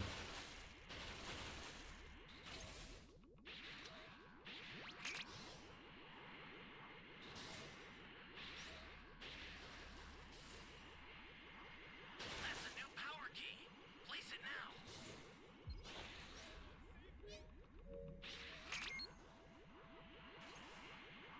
Someone save me!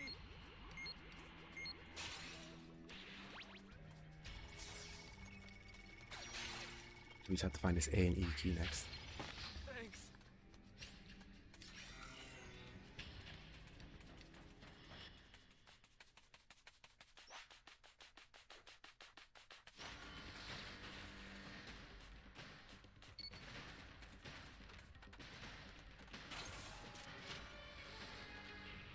Flying Nimbus!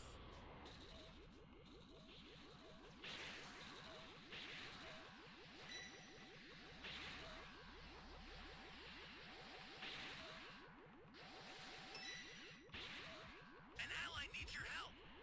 You don't know what danger awaits. Think before rushing in.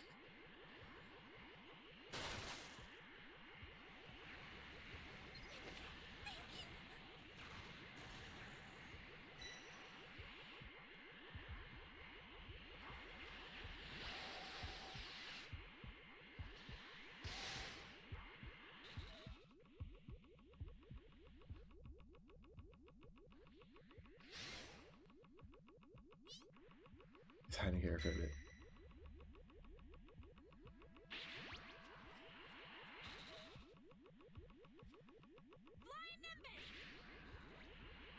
Great. You know what to do with that key.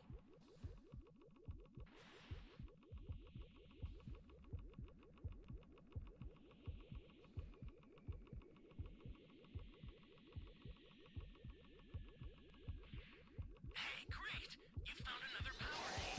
Use it.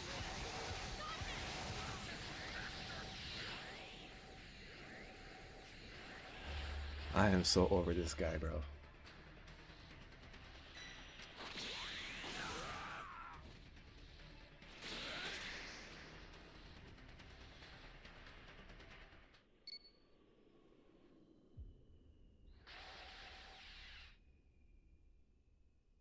I wonder if we got stream sniped.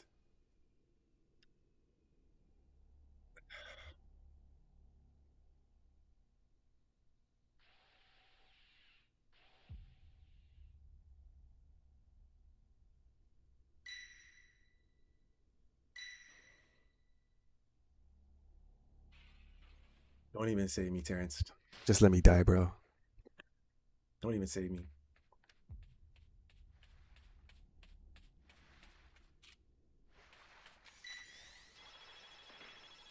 Just let me die, bro. I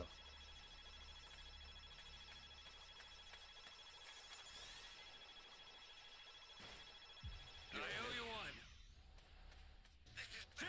Somebody's down! This guy stole my drink. Exercise extreme caution if you're going Flying to help them. Nimbus!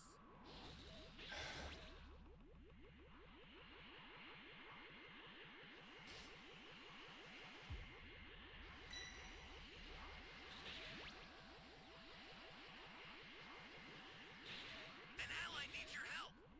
We don't know what danger awaits. Think before rushing in.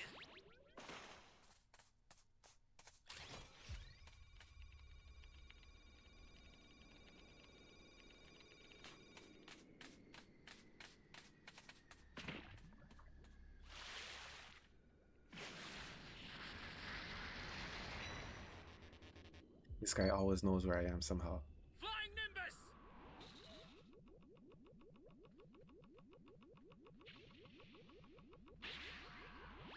I need these last two keys.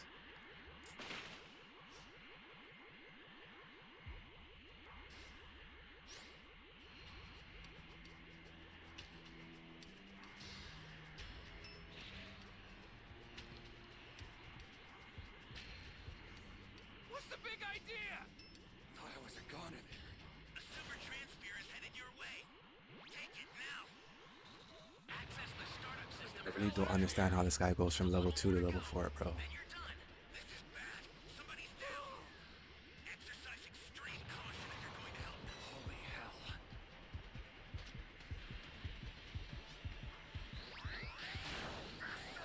just get me out this game, man. I'll send some supplies to help. Make good use of them. The startup system's under attack. It's dangerous, so tread carefully if you want to get closer. The startup system is Where you die. Thank you.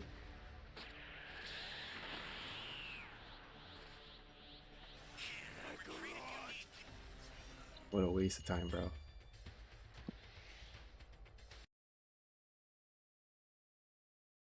gonna D rank because of this guy. His master never gave him the recognition he sought for so long.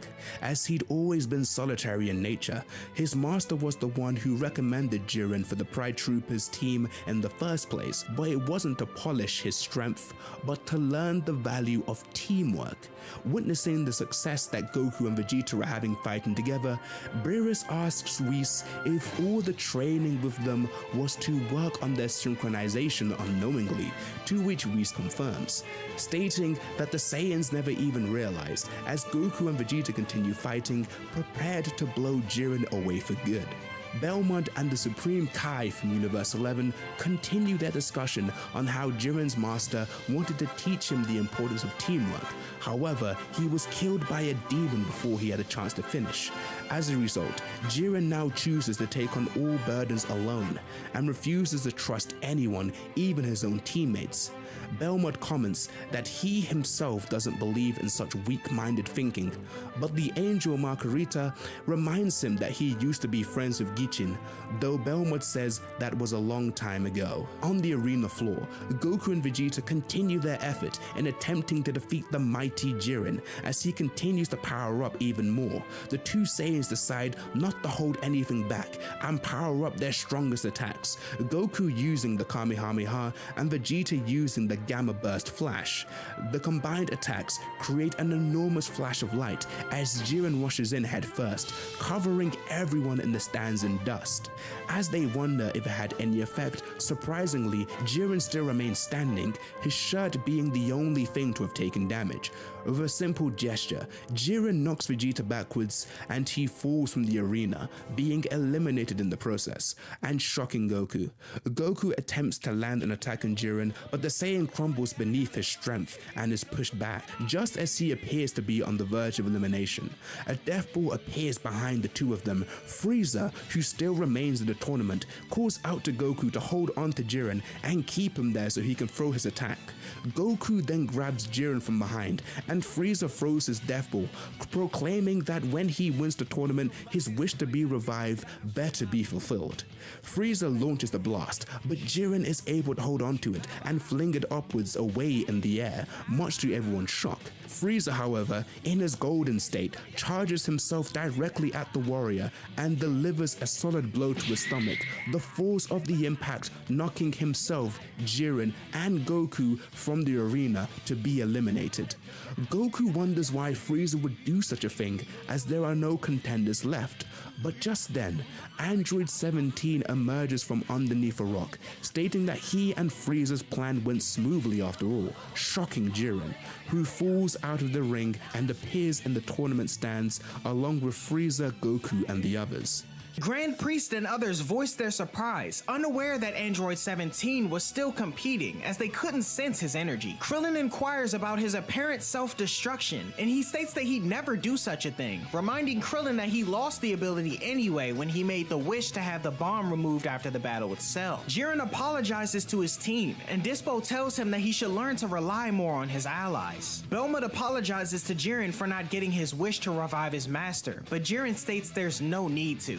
However, Belmont sees through Jiren, realizing that he actually feels responsible for his death, but reminds him that his master wouldn't have wanted to be revived. The conversation is cut short as the Grand Priest tells the group that their time is up and the two Zenos erase them from existence as Goku watches from a distance. Android 17, however, immediately asks for the other universes to be brought back, which surprises the Grand Priest. The Omni Kings then ask if that's what he really wants, to which he confirms. Upon summoning Super Shenron, the previous previously erased universes and participants are brought back into existence, much to their surprise as their respective angels fill them in on what's happened. The Grand Priest then states that the wish made by Universe 7 has elevated them up in the ranking, now making them third from the bottom rather than the second. As they all begin to make their way home courtesy of the Grand Priest, a few of the warriors interact with one another, and Jiren tells Goku that they'll soon meet again, as the Saiyan responds in kind. On the way back, Goku wonders why 17 changed his wish, and he simply replies that he didn't want the Zenos to have their way. Vegeta then offers to give 17 a ship of his own for his family, stating that he's sure Bulma would happily give him one, being the savior of the universe. Frieza then chimes in, reminding Goku about his promise to revive him, but suddenly, Whis uses his powers to grant him life again, saying that it's a gift from Beerus, who praises him for his strategy in defeating Jiren. Frieza appears to be surprised by the notion, but still vows to continue his evil ways, though Goku says he'll just beat him again if he does. Everyone returns to Capsule Corp, while Frieza returns to his own planet and 17 heads back to his island. Goku comments on how powerful Jiren was, and Vegeta agrees they couldn't even put a dent in him. As Bulma shows up, seemingly unhappy with Vegeta for promising 17 a ship, Goku takes a swift exit, and in no time at all, everything returns to normal across the multiverse. The Dragon Ball Super Broly movie takes place after the events of the Tournament of Power. Long ago in the vacuum of space, we witness King Cold and his forces approaching the Saiyan homeworld, planet Vegeta. As the Saiyans watch the many ships fly in, some rather recklessly, Zarbon, Dodoria, and the Ginyu Force dispatch. King Vegeta informed that King Cold has arrived. Vegeta can see that for himself though, the king displeased at this unexpected visit. Landing in the front of Vegeta's palace, Cold's subordinates await the landing of their leader, who, departing from his ship, is approached by Vegeta and his entourage. King Cold is surrounded by Frieza and others, greeted by King Vegeta, though he refuses to shake the Saiyan's hand. Cold then introduces his son, Frieza, who intimidates Vegeta with a single glance. He and the rest of his team bow before their opposition, and King Cold soon announces that he'll be retiring effective immediately. He goes on to say that Frieza will now be the new commander of his forces, and clearly establishes that the Saiyans will continue to serve by following his orders. Cold warns King Vegeta of his son's quick temper and cold-hearted nature, and swiftly assuming the responsibility as commander, Frieza laughs and greets the Saiyan race with condescension. To commemorate his rise to power, he introduces new gifts for his subjects known as Scouters, explaining that in addition to serving as communicators between the Saiyans and Frieza Force, they can triangulate a target's position and battle power. However, during the device's demonstration, Frieza notices a number of Saiyans focusing their weapons on both he and his men. Noting that one of the Saiyans have a battle power of 2,000,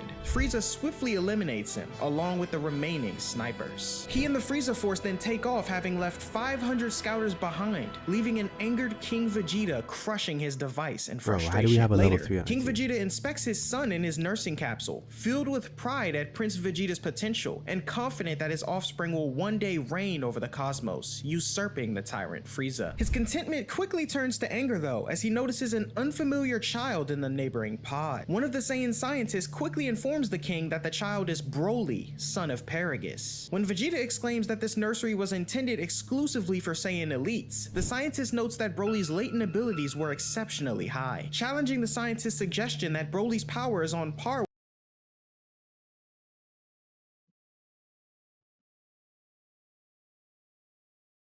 Hear me? Flying Nimbus! I've set a super time machine, as well as a crate of supplies. Here's how to launch. Find the power keys, then place them in the right spots. Someone save me!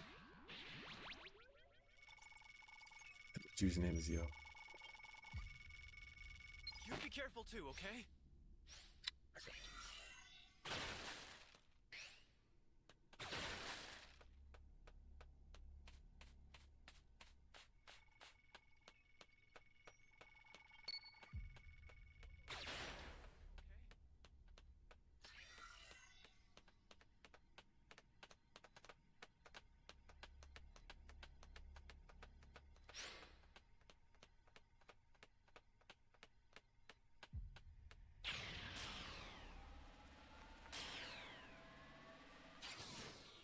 You found a power key. Go slot it.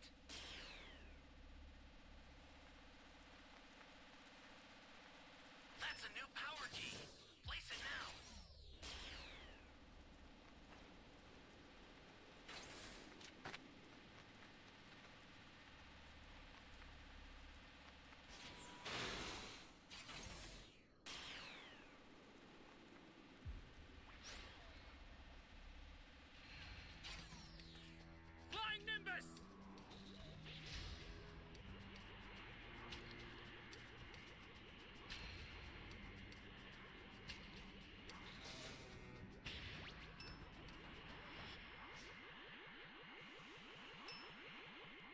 No idea where this raider is right now. It's not showing up on the radar. Oh, come on! Thought I was a garnet.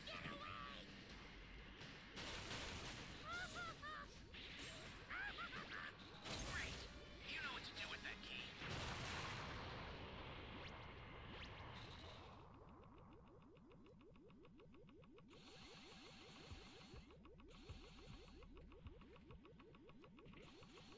Well, I'm playing Dragon Ball The Breakers, homie.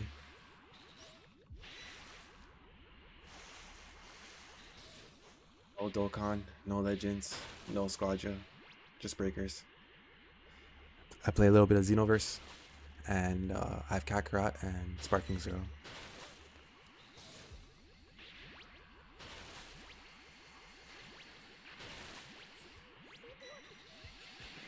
Holy hell. An ally needs your help. We don't know Okay, how you get killed right next to me, dog? before rushing in.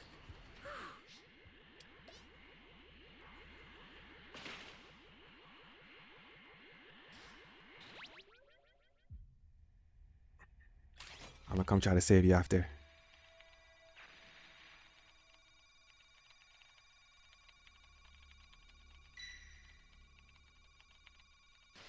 Squad still level 1.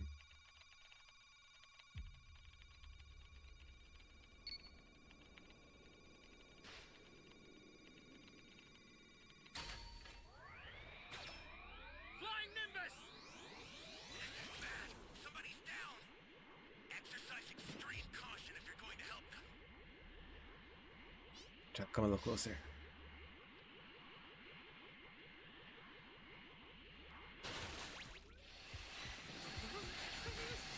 ally needs your help. We don't know what danger awaits. Think before rushing in.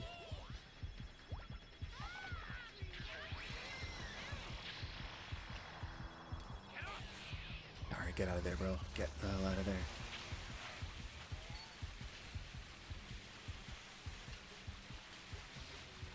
Swing.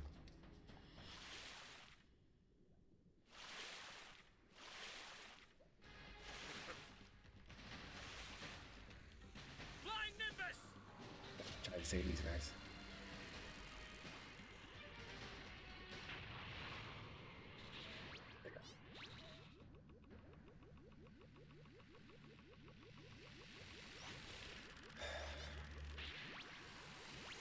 Going to beat you to a pulp!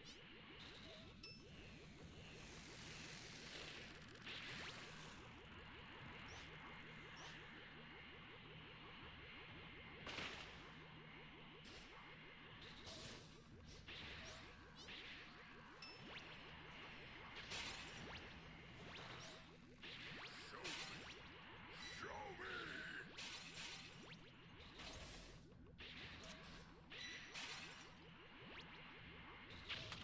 For a barrier for you. Welcome. Oh, Ally down. There's a drink and a barrier right there. Go get that. Enemy. Super transfer headed your way. Take it now.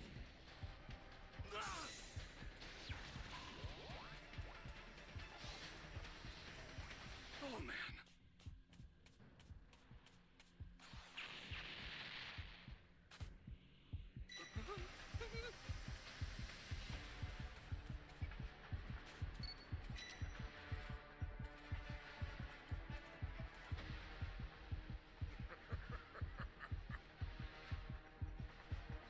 Hey, great. You found another power key. Use it quick. Hey, let me go. Beat you to a pulp! Flying Nimbus!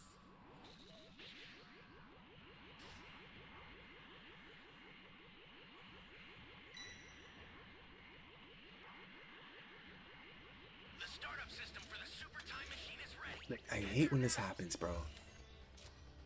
Fucking trying to save these guys and the fucking Nimbus doesn't let you come off it. Take that drink. Give me that.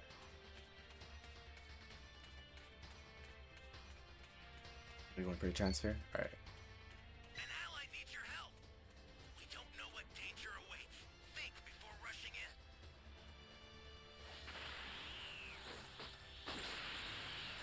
Appreciate it, man.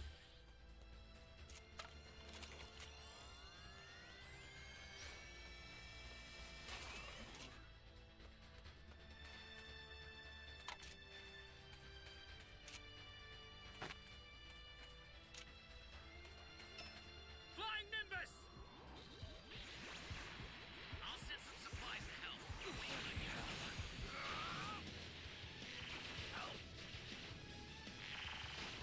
I didn't even get a Kamehameha. Ah.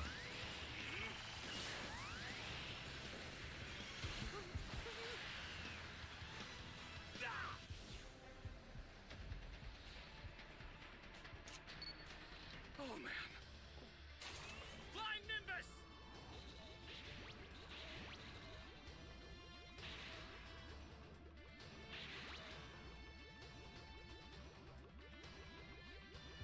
Stay calm. Stay calm. It's all 2 turns. Oh man.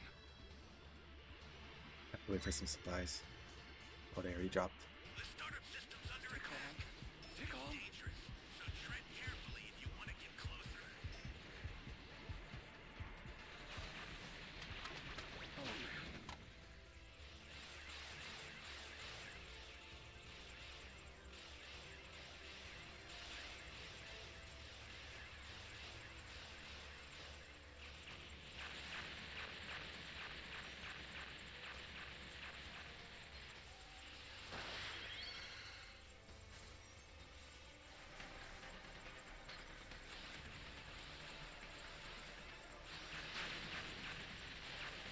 Ally down! If you intend to rescue them, watch out for enemies.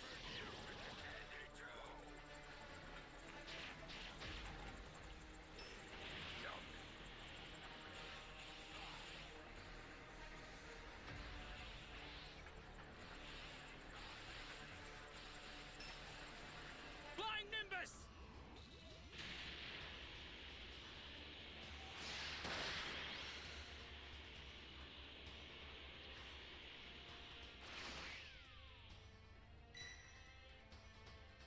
This guy said I'm not playing around. The startup system is under attack. Stop it if you can. Retreat if you need to. Got it?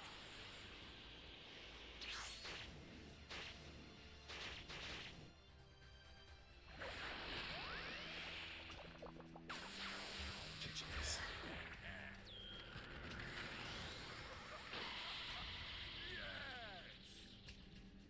I'll get another one out right away. Just keep it together until then.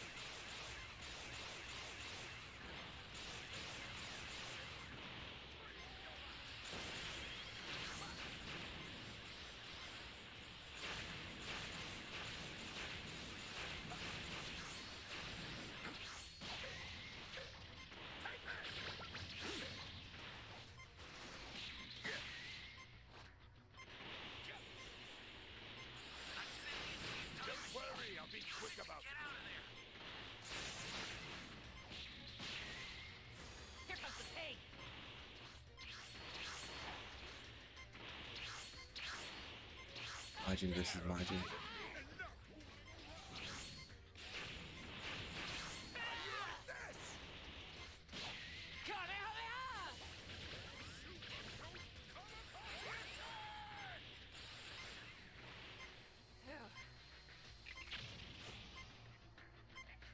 The escape time machine is back. Whenever you have a beacon, you can call it again.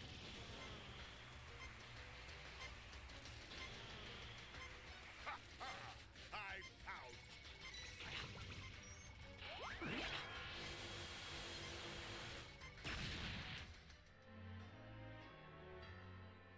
To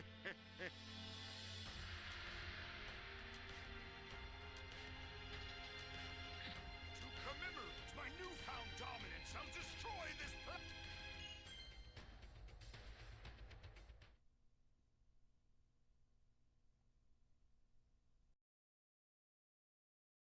with Prince Vegeta's. They actually correct him, noting that Broly's far exceeded his son's. Skeptical, King Vegeta retrieves a power reading device and tests it against Broly's pod, causing the child to wail and the device to explode. Nearby, another scientist observes, noting that even discounting anomalous readings, Broly's power is remarkable, prompting talk of him being a valuable warrior with proper training and speculation that he might even be the legendary Super Saiyan. Upon hearing this analysis, King Vegeta's determination solidifies and he resolves on a course of action. Soon after, Paragus hurries and rushes into the throne room where he kneels, pleading for an audience with the king. He questions if word is true that Vegeta plans to send Broly away, and he confirms. Paragus demands to know why Broly is being dispatched to a frontier world, as if he were a low-class Saiyan. King Vegeta attempts to explain that it's a training mission for Broly to develop his extraordinary potential, and that cultivating planets for sale is what Saiyans do. However, Paragus counters that Broly's destination, planet Vampa,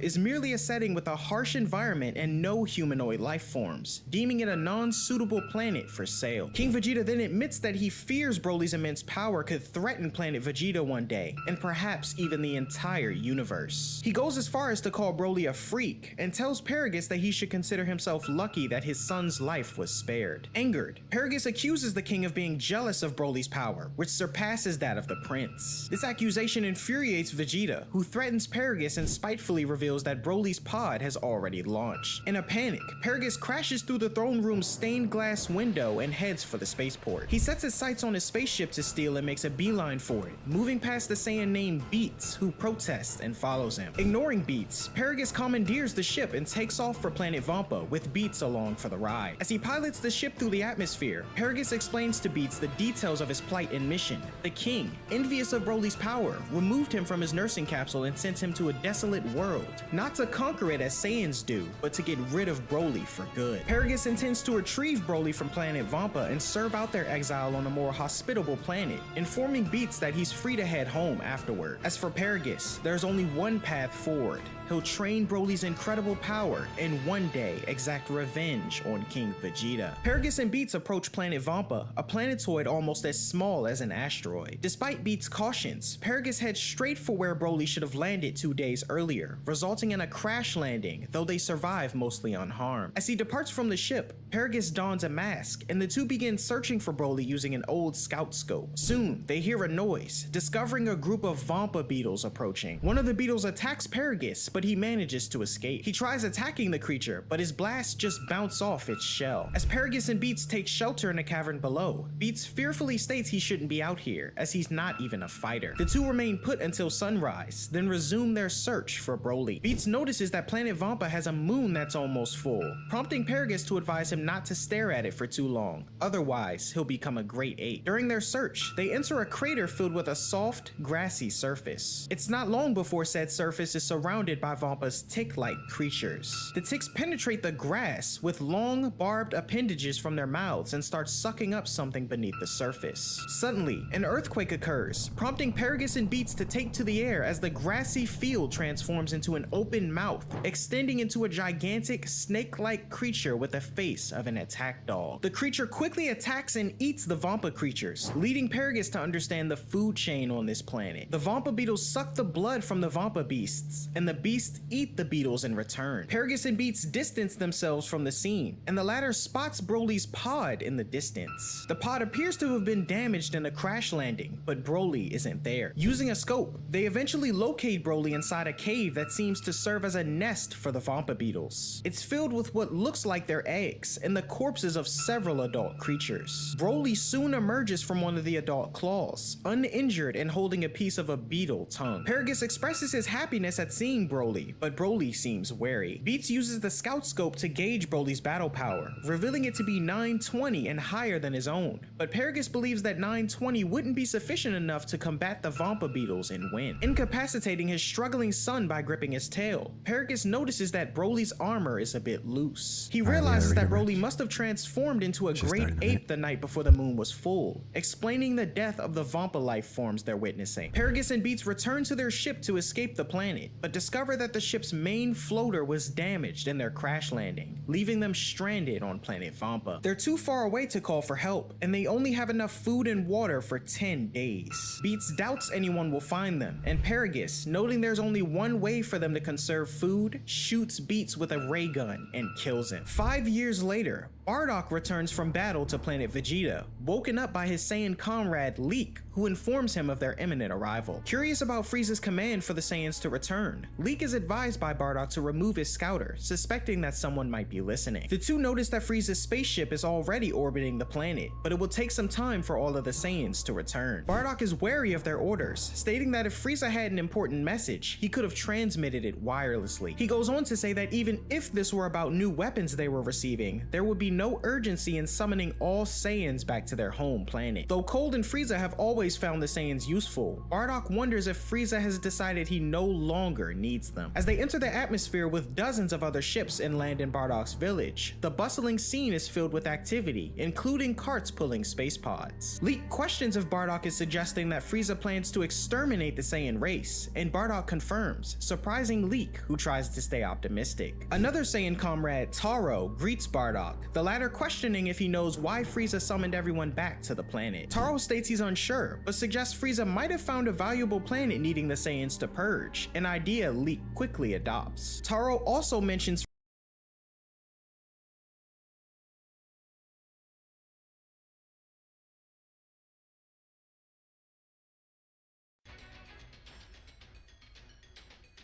Let the carnival of terror begin.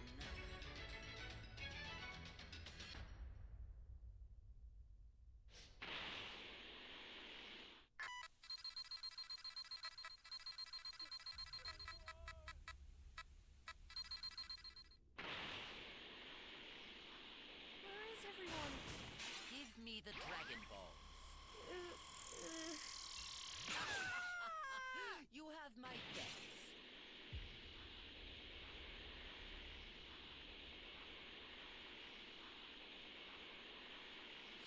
Someone! Give me the Dragon Ball.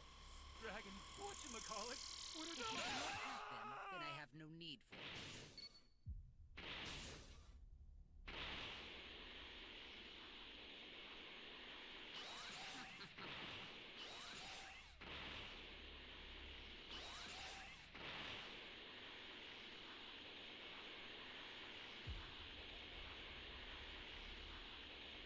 Give me the Dragon Ball. I'm sorry, everyone. You Easy level 2.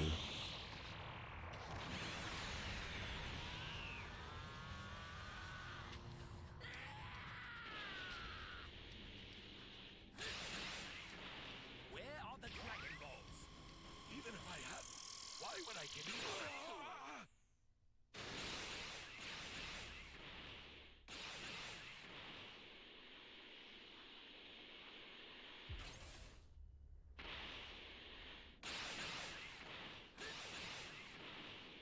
Where are the Dragon Balls? I don't have any.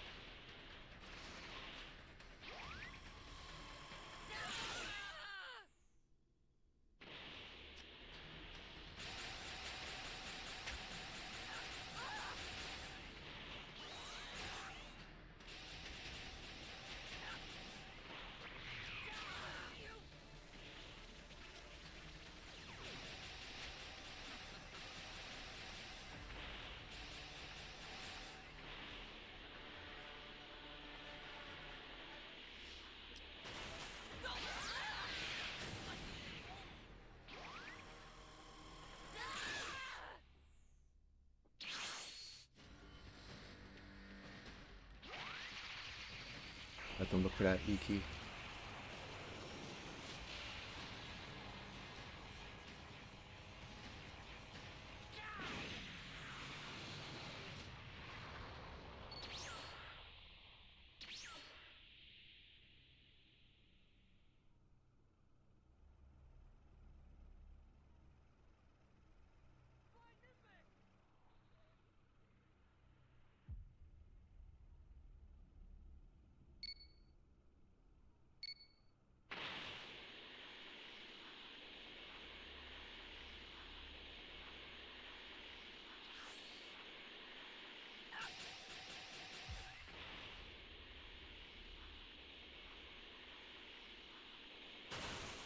Give me the Dragon Balls. I don't have any. Please don't kill me. I get hit a few more times, then we should get at level 4.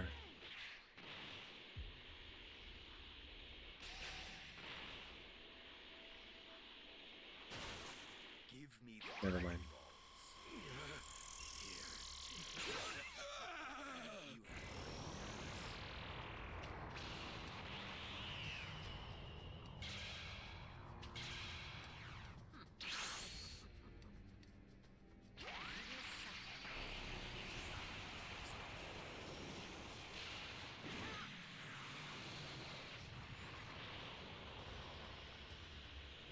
They only killed 2 people. I will not tolerate failure.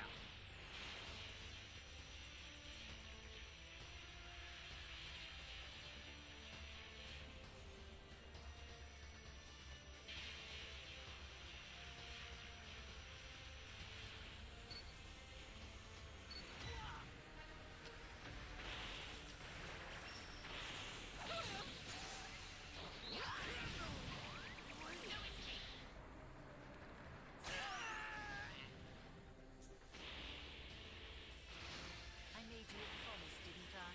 I said you would experience a threat like no other. Don't disappoint.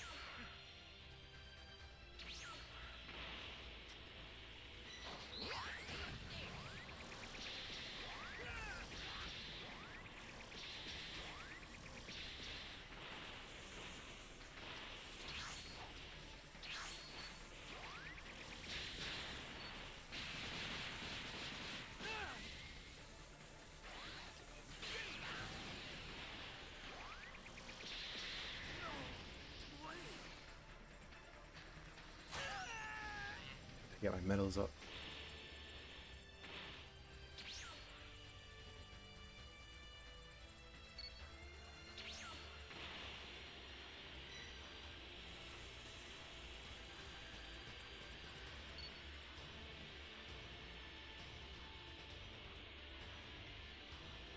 Where you at, son?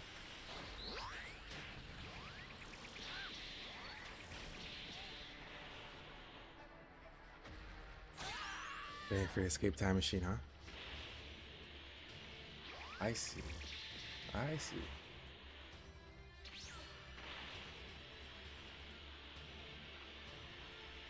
Only 2 left. Don't disappoint.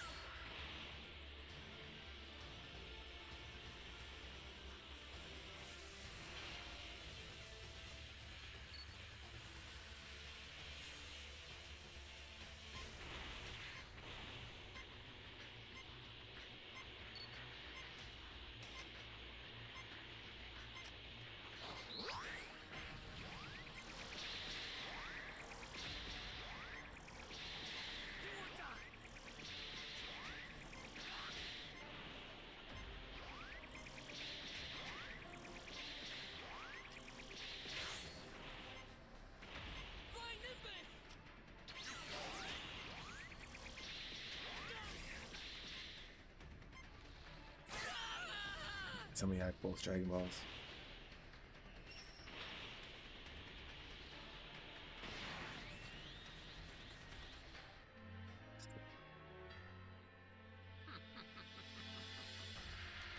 Still got the W. GG's. You're no match for me.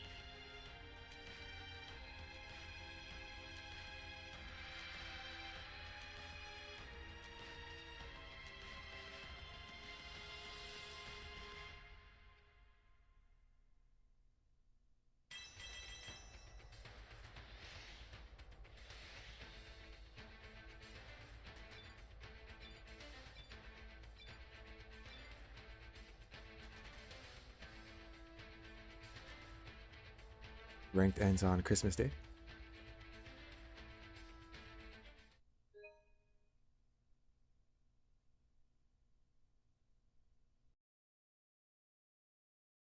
Frieza's inquiries about the legendary Super Saiyan, heightening Bardock's suspicions. On Frieza's ship, one of the tyrant's most trusted men, Kikano, tells Frieza that after doing some digging, the legends of the Super Saiyan and Super Saiyan God appear to be nothing but a myth. Relieved, Frieza agrees but doesn't want to take any chances, viewing the assembly of the Saiyans the perfect opportunity to eliminate them once and for all. At home, Bardock finds his wife Gine working in her butcher shop. She's delighted to see the Saiyan and embraces him as he inquires about Raditz, learning he's on a mission with Prince Vegeta off-world. Bardock then questions how Kakarot is doing, prompting Gine to take her husband to see him. They enter the room with the nursing capsule, and Bardock notes that Kakarot is still small. Gine notes that he's a late bloomer, but mentions he looks just like Bardock, especially his hair. Bardock, with a serious expression, tells Gine that come nightfall, he'll be stealing a space pod to send Kakarot to another planet. Gine protests, but Bardock explains that given Kakarot's low potential, he would have been sent off-world anyway, so they should do it now before Frieza acts. Gine questions what Bardock means, and he explains his suspicions about Frieza, deducing that the tyrant is scared of the Super Saiyan legend and plans to exterminate the Saiyan race as a result. When night falls, Bardock steals a pod and places Kakarot inside. Gine follows him to the Badlands outside of the village in worry, but Bardock reassures her, stating that if he's wrong about Frieza, they can always go after Kakarot later and bring him back home. Gine suggests they all escape together, but Bardock explains they would be detected by scouters, so Kakarot is the only one they can save. She questions Bardock's sudden resolve and concern for his son,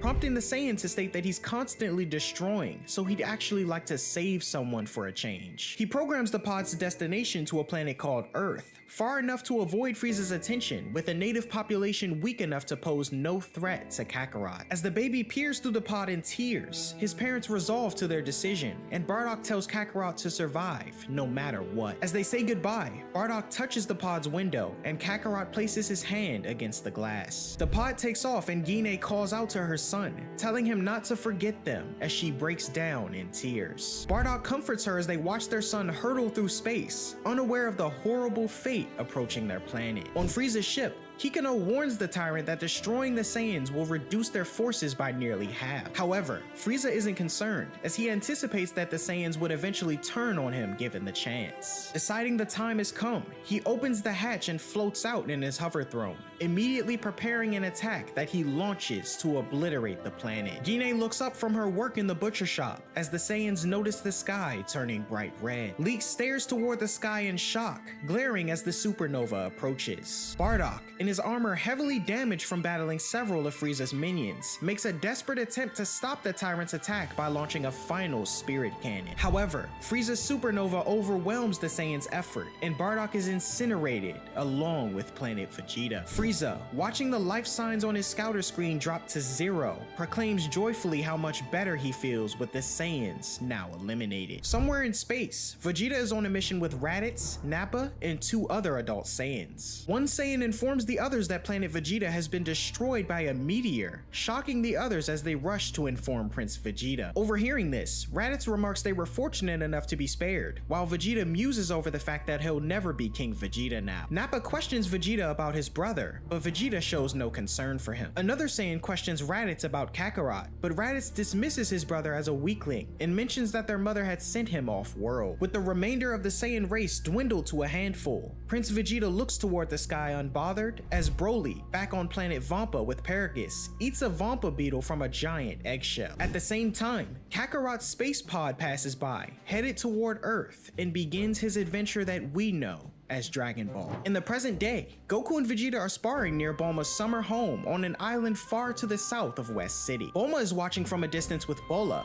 Whis is visibly excited over some food he's tasting, and Beerus is trying to take a nap. As the Saiyans continue their battle, Bulma remarks to Whis that the island is otherwise uninhabited, so Goku and Vegeta don't have to worry about collateral damage. However, Beerus gets angry when they wake him from his nap with their noise, prompting them to take a break and join the others for food. Whis questions Goku on why he's seeking even greater greater strength, initially guessing that he's aiming to become a god of destruction. Goku denies this though, and explains that it's because he met incredible fighters from other universes at the Tournament of Power. Whis then poses the same question to Vegeta, who's motivated by the imminent danger of Frieza. Goku tells Vegeta there's nothing to worry about, as Frieza helped them win the tournament after all. Vegeta, however, argues that they shouldn't expect Frieza to be grateful for his resurrection, and now that they understand Frieza's potential for growth, they shouldn't have risked the possibility of the tyrant getting an even stronger form. A bickering ensues, and Vegeta tells Goku he's too stupid to grasp reality. Suddenly, Bulma receives a call on her wristwatch from Trunks, who informs her that the 6 Dragon Balls she collected in her lab have been stolen. Trunks sends the surveillance footage through the watch, revealing that the thieves were wearing Frieza-style armor. Vegeta and the others instantly recognize what's going on, and when the call ends, Vegeta believes that Frieza must have sent his minions to nab the Dragon Balls so that no one would detect them given their low battle power. Goku wonders what Frieza would wish for since he can't wish for anything beyond Shenron's power, and Vegeta thinks it's obvious, noting that Frieza is aiming to wish for immortality. Regardless of his true intentions for the wish, everyone agrees that Frieza must be stopped. Fortunately, Bulma already knows where to find the last Dragon Ball. She reveals that it's on the Ice Continent, which she initially saved for last because it's so cold out there. Frieza's goons are surely already en route, so Goku and Vegeta agree to travel with her to stop them. Whis wants to go with them, but Beerus prefers to stay where the food is, so Bulma happily saddles him with Bola to babysit. As they take off, Beerus yells after them, prompting laughter from Whis. As they fly toward their destination, Goku questions Bulma on why she wanted to collect the Dragon Balls in the first place. After more inquiries, Bulma admits that she wanted to make herself look 5 years younger, and Goku can't believe she would waste a wish on something so trivial. When Bulma asserts that a Saiyan wouldn't understand how she feels about this, Whis questions why she'd only stop at 5 years. Bulma responds that anything more would be too noticeable, and Goku makes fun of her. Meanwhile, on Frieza's ship, Kikano emerges and relays the news that the 6 Dragon Balls collected by Vegeta's wife have been secured, along with the Dragon Radar, which they're using to find the last one. This pleases Frieza, but he decides they should wait until all 7 are secured before heading to Earth, as the Saiyans don't need scouters to sense his presence. With some time to spare before their arrival, Kikano wants to know whether Frieza will wish for immortality as he's always wanted, but the tyrant reveals that his experience in Hell taught him that immortality isn't all it's cracked up to be, especially when one couldn't do anything. Kikano predicts that he'll wish for invincibility instead, but Frieza thinks that would be boring. Confident that nobody will be able to guess his true intention for the wish, another of Frieza's subordinates, Berry Blue, hits the mark when she suggests that Frieza will wish to be taller. Frieza's reaction confirms it, and Kikano can't believe what she suggested. Berry Blue, however, continues in saying that she's witnessed Frieza's ruthlessness with people who called him a pipsqueak, prompting the tyrant's verbal confirmation with her guess. Frieza swears his subordinates to secrecy and admits that he wants to wish to be 5 centimeters taller. Kikano questions why Frieza doesn't just use his taller second form, but Frieza insists he wants to be taller in his true form, and of course his golden one. Kikano finally questions why only 5 centimeters, to which Frieza responds that anything more would be too noticeable, and that he wants to appear as if he's still growing. Somewhere out in space, a pair named Chilai and Lemo, members of the Frieza Force, are searching for strong recruits. Chilai is frustrated with her mission as it seems pointless, but Lemo reminds her that they were ordered to find as many warriors as possible to strengthen Frieza's depleted forces. Chilai is confused, thinking the army was already large enough, but Lemo explains that a significant portion were killed by Frieza himself. Lemo then questions why Chilai joined the Frieza Force, prompting her to admit that she stole a ship from the Galactic Patrol and hoped that joining Frieza's army would offer her some protection from jail time. She questions Lemo on if he's ever met Frieza, but as a non-combatant, he's only seen the tyrant on video. Chilai expresses that she heard Frieza is short, and Lemo warns her to never repeat that if she values her life. As the two pass by planet Vampa, they intercept a distress signal from an older model ship. Hoping for a bonus, they fly toward the planet, Paragus noticing them from the ground. The two land and investigate the old wreckage, and Paragus emerges from a nearby cave, yelling for their attention and questioning if they're with Frieza's army. Lemo spots Paragus's tail and recognizes him as a Saiyan, surprising Chilai. Paragus introduces himself and explains that he's been stranded since crash landing on the planet. Chilai reads his battle power of 4,200, which is much higher than she expected for an old man. As they express their amazement, Lemo questions if Paragus is alone, but he tells him there's another on the planet as well. Their conversation is interrupted though when a Vampa beetle approaches, but Paragus yells for Broly, who drops the claw he was munching on and swiftly charges in.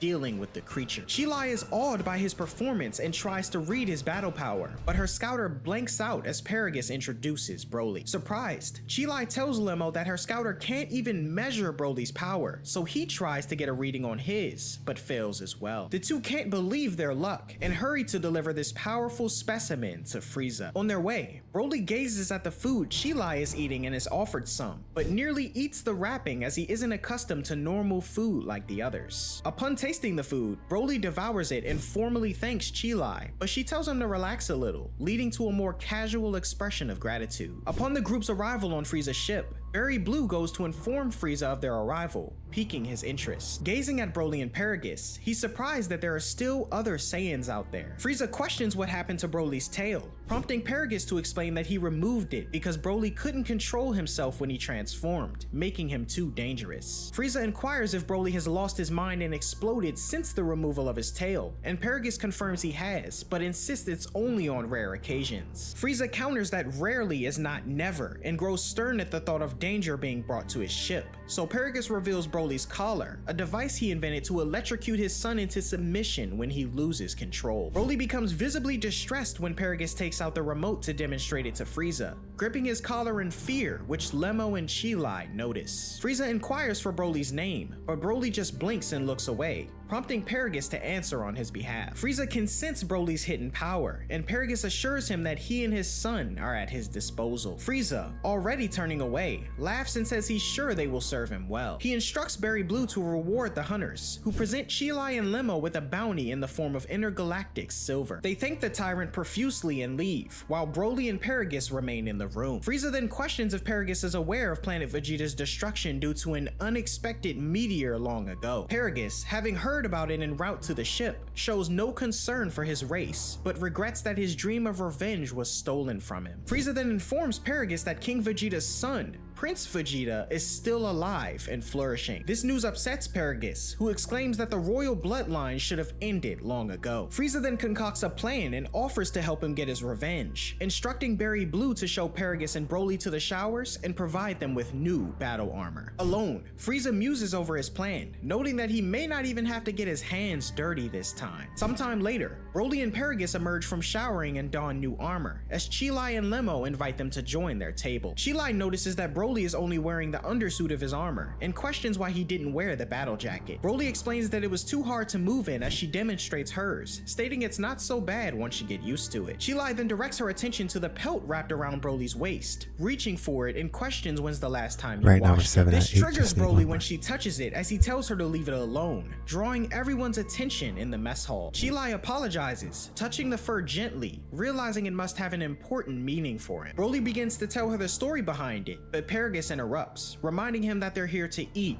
not speak. Chi-Lai protests, but Paragus brushes her off. She tries to push it, but Lemo advises her to drop the subject. At that moment, a random member of the Frieza Force known as Dagon approaches and tries to flirt with Chi-Lai, suggesting she would have more fun with him rather than her current companions. Paragus keeps a watchful eye on him, and Broly's eyes narrow in suspicion and irritation. Chi-Lai tries to dismiss Dagon, but he persists, so Lemo offers to pay for his meal and send him on his way. Dagon, however, punches Lemo aside, crossing a line for Broly. His hair flares up slightly, but he visibly controls his anger a bit, deliberately walking up to Dagon and ignoring his father's command to stand down. Dagon punches Broly in the chest several times, but the Saiyan doesn't even flinch. Instead, he grabs Dagon by the neck and lifts him off the ground, while Paragus tries and fails to get his son's attention. Broly squeezes harder, clearly threatening Dagon's life, but Paragus resorts to the collar, triggering it as Broly screams in agony under the assault of electrocution. Chi-Lai and Lemo rush to his side, and once they verify that he's okay, Chi-Lai confronts Paragus. The latter explains patiently that his actions were necessary, but while talking, Chi-Lai stealthily steals the remote from his belt. Paragus remarks that she doesn't share his opinions and tells her to stay away from his son,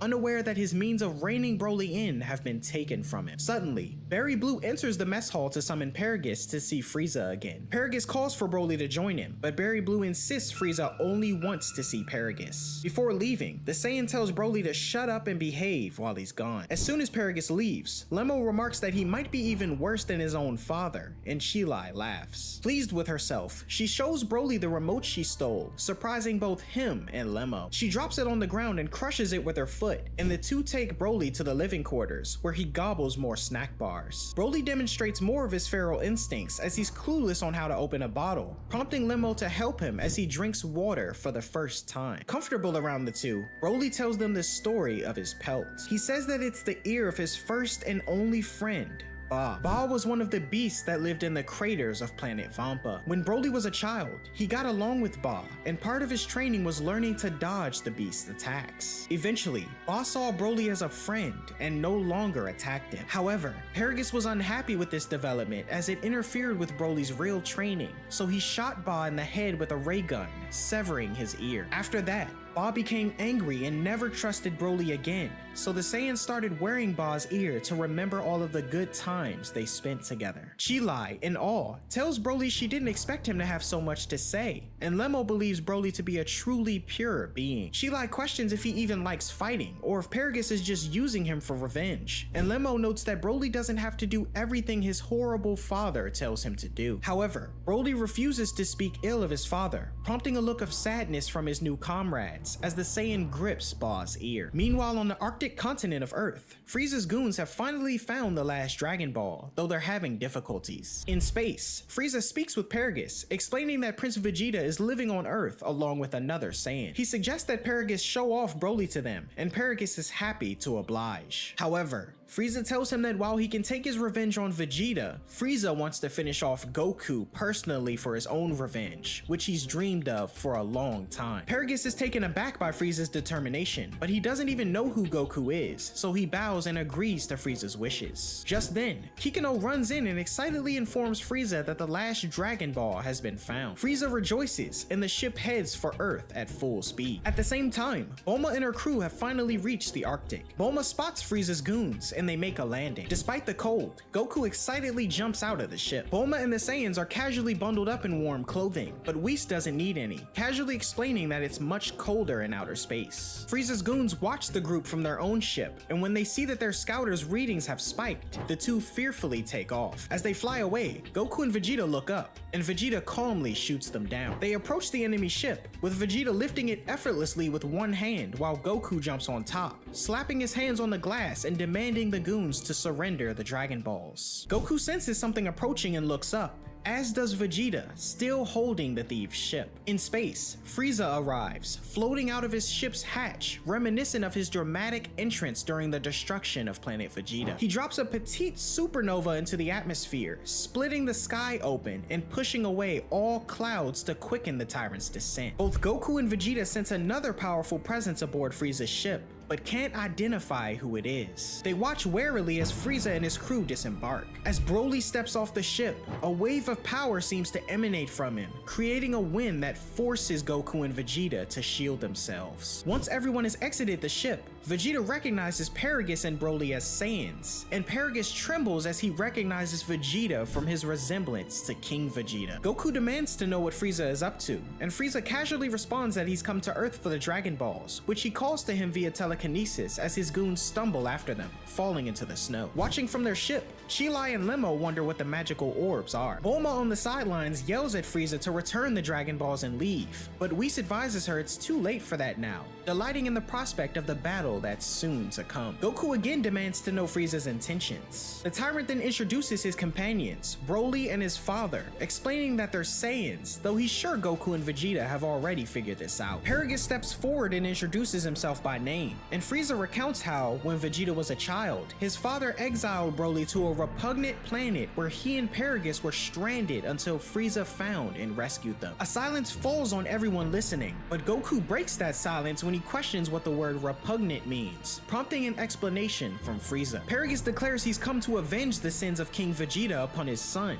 but Vegeta dismisses this, noting that the sins of his father aren't his own. Goku suggests that, as Saiyans, they should try to get along, but Broly's anger is noticeably bubbling up, needing an outlet. Paragus decides it's time to begin, and Frieza demands he show him how powerful Broly truly is. Paragus then commands Broly to attack, and the Saiyan yells out and charges straight for Vegeta, who blocks his attack with a smile. The two trade blows, with Vegeta completely at ease in his winter jacket for a few moments. It doesn't take long before Vegeta feels pressured enough to rip off his coat, taunting Broly on how this fight may be a pretty good warm-up. The Saiyan Prince deals a few blows to Broly and takes off into the air, but Broly's speed cuts him off, landing a blow as Vegeta thinks he must have studied how to use his power. The two continue their battle in midair, while on the sidelines, Paragus observes that Vegeta is a skilled fighter in his own right. Frieza confirms that Vegeta is no stranger to battle, but on the other hand, since Broly grew up on an uninhabited planet, he assumes this must be his first real battle with another person. Paragus corrects him, saying he fought Broly many times, but Frieza dismisses this, considering Paragus too weak to count. Vegeta and Broly's battle intensifies, with Paragus cheering for Broly on the sidelines. Before long, the two Saiyans lock hands and Vegeta becomes annoyed, his energy building as he knocks Broly away and decides it's time to transform. Gazing up at the Saiyan Prince, Broly witnesses his energy continue to build as he transforms into a Super Saiyan before his eyes. Broly is shocked and doesn't know what to make of the transformation, similar to Paragus who questions it, surprising Frieza as he's never seen a Super Saiyan before. Frieza correctly deduces that Broly is unable to transform, and Paragus can't believe he's witnessing the legendary Super Saiyan. Vegeta's transformation infuriates Broly, who charges at him again. However, Broly finds himself at a significant disadvantage in both strength and speed, as Vegeta fights with the confidence of someone far from reaching his maximum battle power. Soon enough, Broly takes a solid punch to the face, pushing back defiantly against Vegeta's fist. His eyes have turned yellow as Vegeta questions where his adversary came from,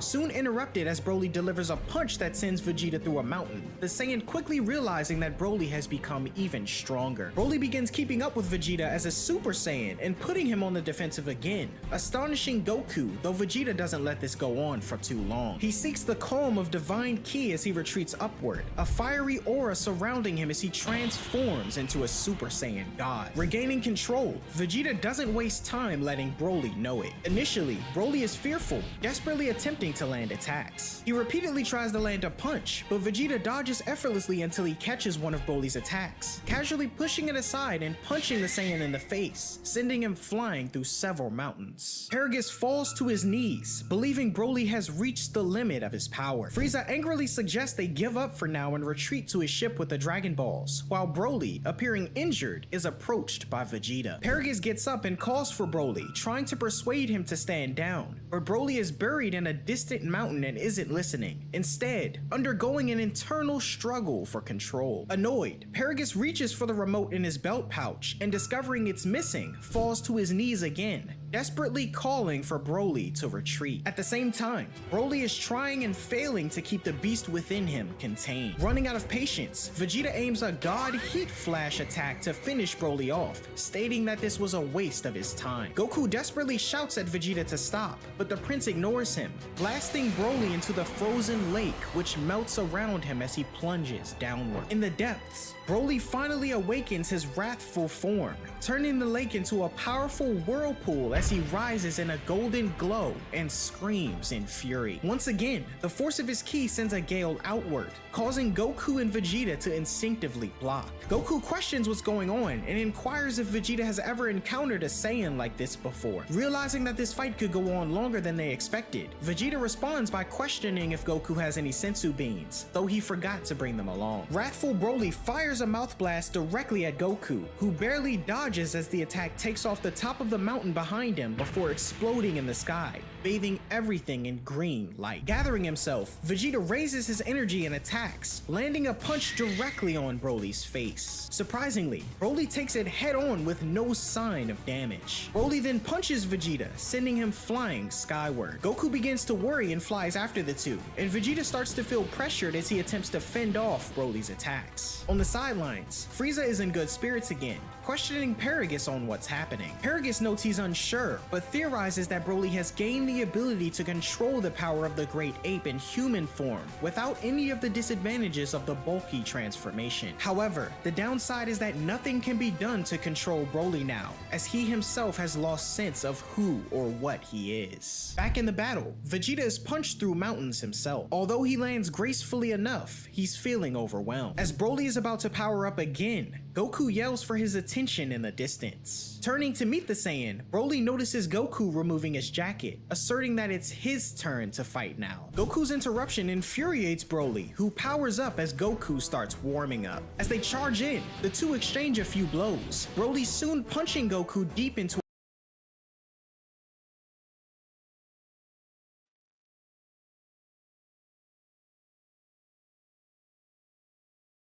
Then place them in the right spots.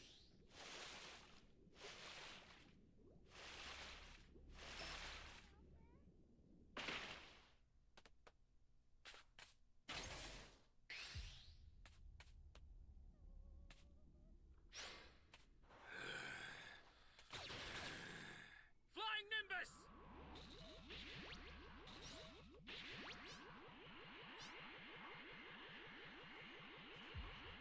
You found a power key.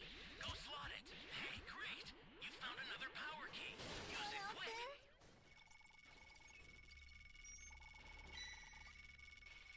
You're my savior. You rush him and jump him while he's level 2.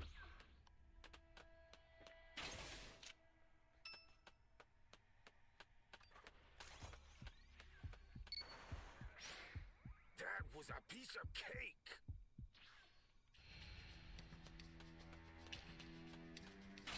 That's a new power key. Place it now. We'll say you die. Flying Nimbus! Great. You know what to do with that key.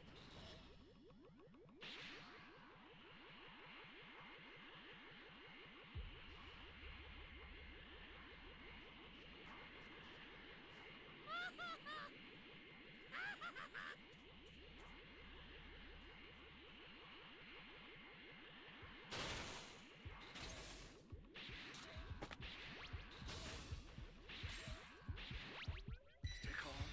Stay calm.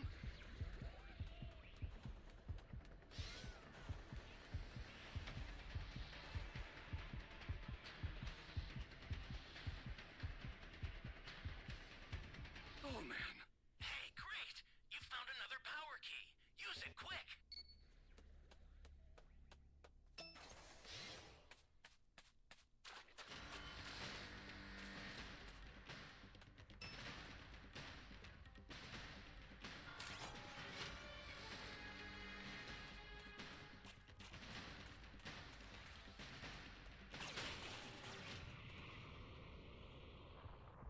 Now Blue angry.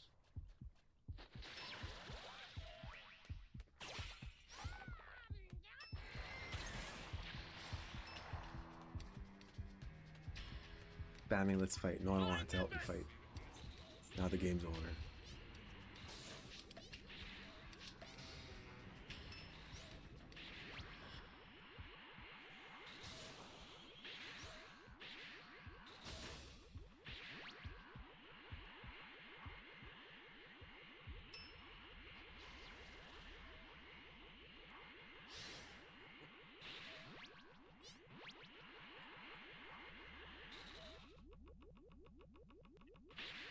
Where's this DQ? Oh, right there. Let's fight. Too late, bro. An ally needs your help. You don't know what danger awaits. Think before rushing in. Now, it's my turn to attack.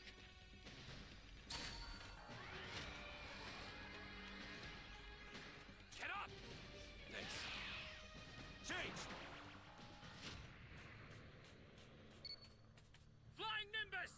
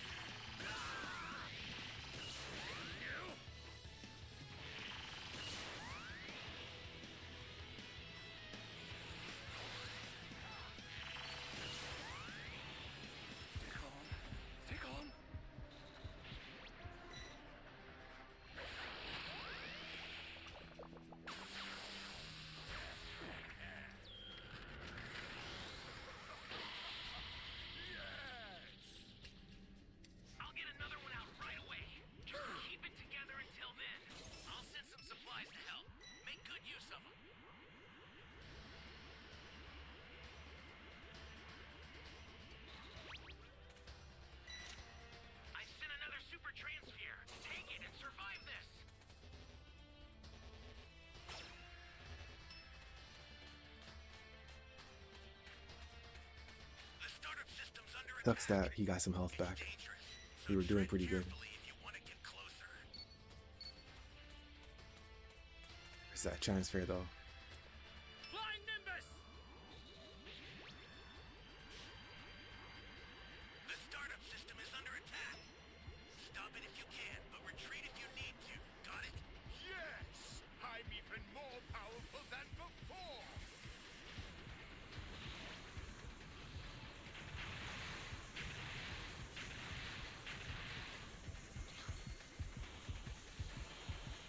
Good luck on your Raider match turns.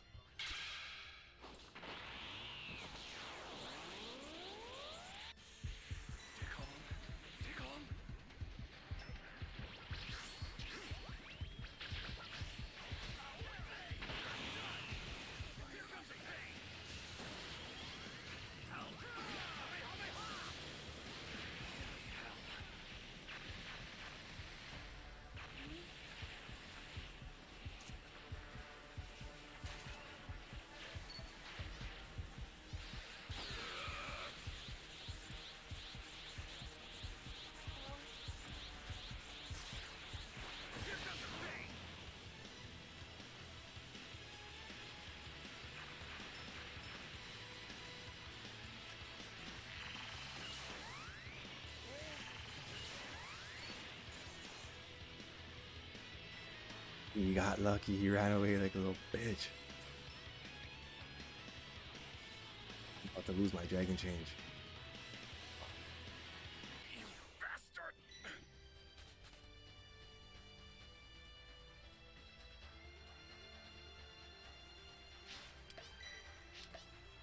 Need someone to come rescue me.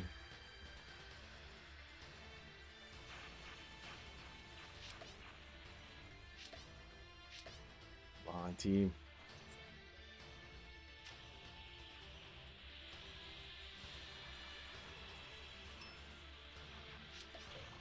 Come on, team. Someone come get me.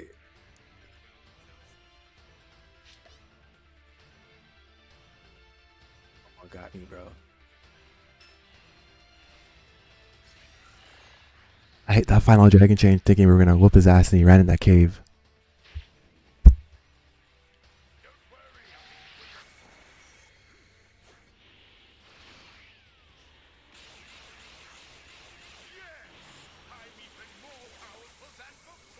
W team, bro.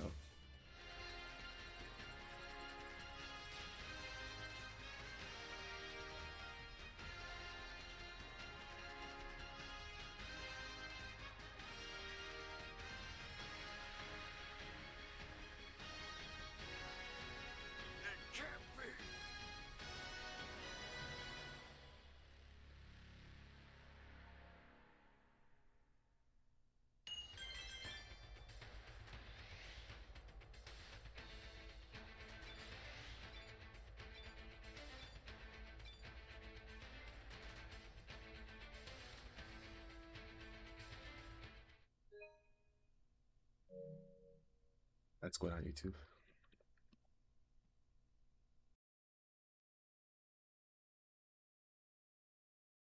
To a mountain and following him through the other side. Broly relentlessly attacks Goku, who's been struggling to keep up since the fight began. Amping things up, Goku decides to go Super Saiyan and charge back in, but still finds himself outmatched. He manages to catch Broly by surprise by teleporting behind him, but this advantage doesn't last long. Broly quickly reasserts his dominance, knocking Goku into a mountain once again. Goku hasn't given up yet, but as Broly screams in anger and attacks, Goku transforms into a Super Saiyan God just in time. Just before being attacked, Goku starts holding his own, and Broly becomes increasingly angry. As the latter rushes in to attempt another powerful attack, Goku uses his God Bind technique to paralyze Broly long enough to try to talk some sense into him. He tells the Saiyan that he and Vegeta live peacefully on Earth, but Broly rages and tries to punch Goku, though he can't move. Goku concedes that they've had their many battles over the years, fighting horrible people, but tells Broly that he knows he's not a bad guy, and that he shouldn't let bad people people boss him around. Kikuno, watching from the sidelines, panics along with Paragus, thinking Broly might switch sides. Frieza finds Goku's attempts at peacefully stopping Broly amusing, and sure enough, Broly gets angry enough to break Goku's hold on him. Broly pulls back for a massive punch, reversing the God Bind on Goku, but Goku barely manages to tank the attack. With some effort, he grabs Broly by the wrist and slams him to the ground with enough force to cause an earthquake. Bulma's perch is threatened nearby, and Vegeta manages to catch her. The plateau where Frieza's ship is parked begins to collapse, and Kikuno calls out for his master's permission to take the ship to safety. Frieza agrees and sends the Dragon Balls up, and while Broly rages, Kikuno, Lemo, and Chilai hold on to them as the ship takes off. Frieza tells Paragus that they can now watch Broly's show without any worry, but notes that for his sake, he'd better hope his son grows even stronger. Broly continues to draw out more power,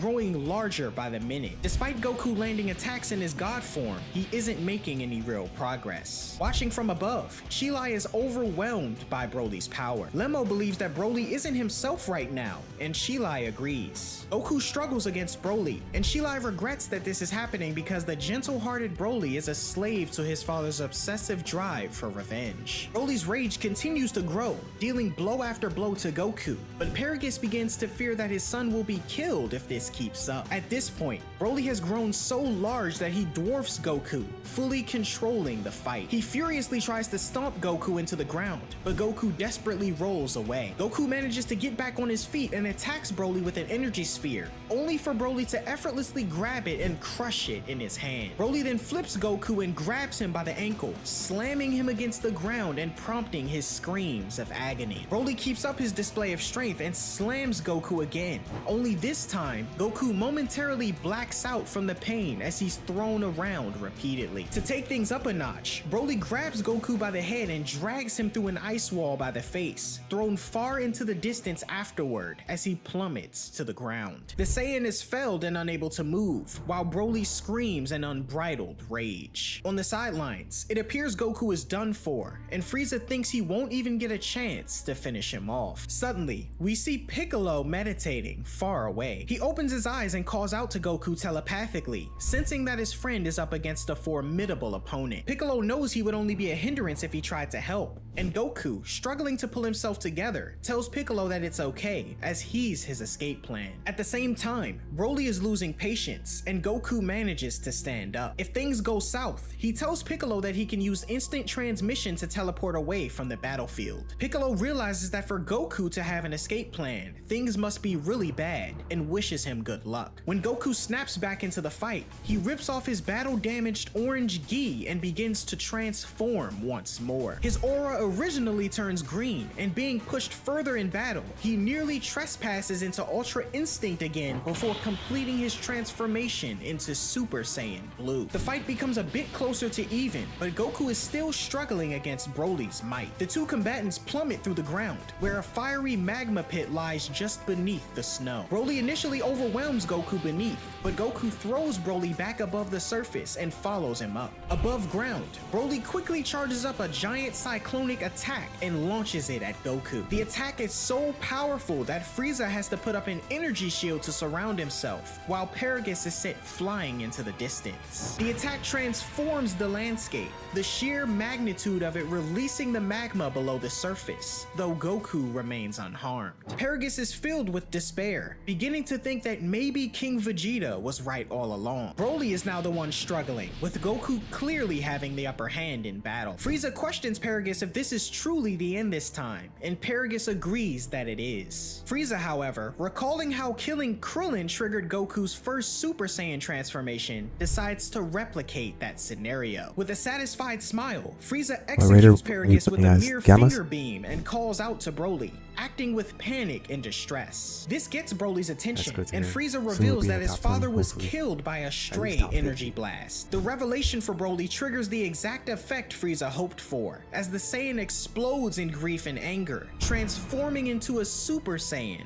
for the first time. Frieza celebrates as Broly begins firing a flurry of random blasts, destroying what remains of the landscape around him. Goku tries to fight back, but can't even make a dent, and in the midst of the assault, he loses loses his blue shirt. Broly's aura expands dramatically, threatening to overwhelm Goku, who flies up to escape it. Frieza is pleased, noting that this is the anger he wanted to see, and Vegeta realizes that Goku won't be able to defeat Broly alone. He flies up to join Goku, who reluctantly accepts his help. Vegeta transforms into Super Saiyan Blue, and together they attack Broly, but it's still not enough. Broly quickly turns the tables and unleashes more of his overwhelming power, soon having the two Saiyans on the run. Goku and Vegeta power up a Kamehameha and Dalek Gun combo, but their ferocious attack is easily swatted aside by a dual-wielded energy blast from Broly, who continues pursuing the two. Seeing an opportunity to retreat, Goku and Vegeta fly past Frieza, prompting a raging Broly to shift his attention to him. Immediately scared of his impending beatdown, Frieza is quickly blasted away by Broly and dealt a ferocious pummeling to the face. In the ensuing chaos, Goku grabs Vegeta's hand and teleports them to Piccolo, all according to his plan. They make a crash landing at the Namekian's location and revert to base form, Goku continuing to hold Vegeta's hand for a few moments until the latter angrily pulls away. Piccolo questions what's going on, but Goku tells him they'll explain later, as right now, they desperately need some sensu beans. Unfortunately, Piccolo doesn't have any, so Goku questions Vegeta if he knows anything about fusion. Vegeta responds that he knows about it from Trunks, as it's the technique where you merge yourself by dancing like a fool. Goku confirms and demonstrates the poses, but Vegeta angrily refuses to do such a thing. Goku tells him it's only for 30 minutes, going on to say that they've done it before with Potara. Since they don't have Potara handy, they have no choice but to use the fusion dance. Vegeta questions if there's another way to avoid dancing, but Goku corrects his pose and technique and insists they don't have a choice, as the Earth will be destroyed if they don't stop Broly. Vegeta retorts, asserting that the Earth is done for then, but Goku mentions his family, questioning if Vegeta is okay with the thought of Bulma and his children dying. This revelation prompts an embarrassed Vegeta to finally agree to learn fusion. Meanwhile, on the battlefield, Broly is dominating Frieza, who then decides to transform into Golden Frieza, surprising Broly. Annoyed that he now has to put effort into a fight, Frieza introduces his transformed state and attacks with renewed confidence. Goku and Piccolo demonstrate the fusion dance for Vegeta, who watches mortified and blushing. Goku insists there's no time, and Vegeta reluctantly steps forward as if he's being dragged against his will, thinking he might actually prefer to die. The two attempt the dance, but their fingertips don't align, Piccolo noticing the mistake before the chubby fusion even appears. When he does, he claims to be the strongest, but Piccolo scolds him, explaining where the Saiyans went wrong and notes they have to wait 30 minutes to defuse. In the meantime, Golden Frieza is being pummeled by the very monster he helped to create. Goku and Vegeta try the dance again, but this time they fail with the malnourished form, Piccolo explaining that their pose wasn't symmetrical. Simultaneously, Frieza continues to hold down the fort while they wait another 30 minutes. Finally, Goku and Vegeta perfect the fusion dance, much to Piccolo's satisfaction, as the technique gives off a tremendous amount of power. Their new persona's vest trim is golden, his sash an aqua color, and he appears with jet black hair. With time running short, the fused Saiyan, recalling their previous fusion named Vegito, struggles to come up with a new name for this form, much to Piccolo's irritation. Finally, he declares himself as Gogeta, and satisfied, he heads off to the battlefield. Frieza lies embedded in the side of a rock formation,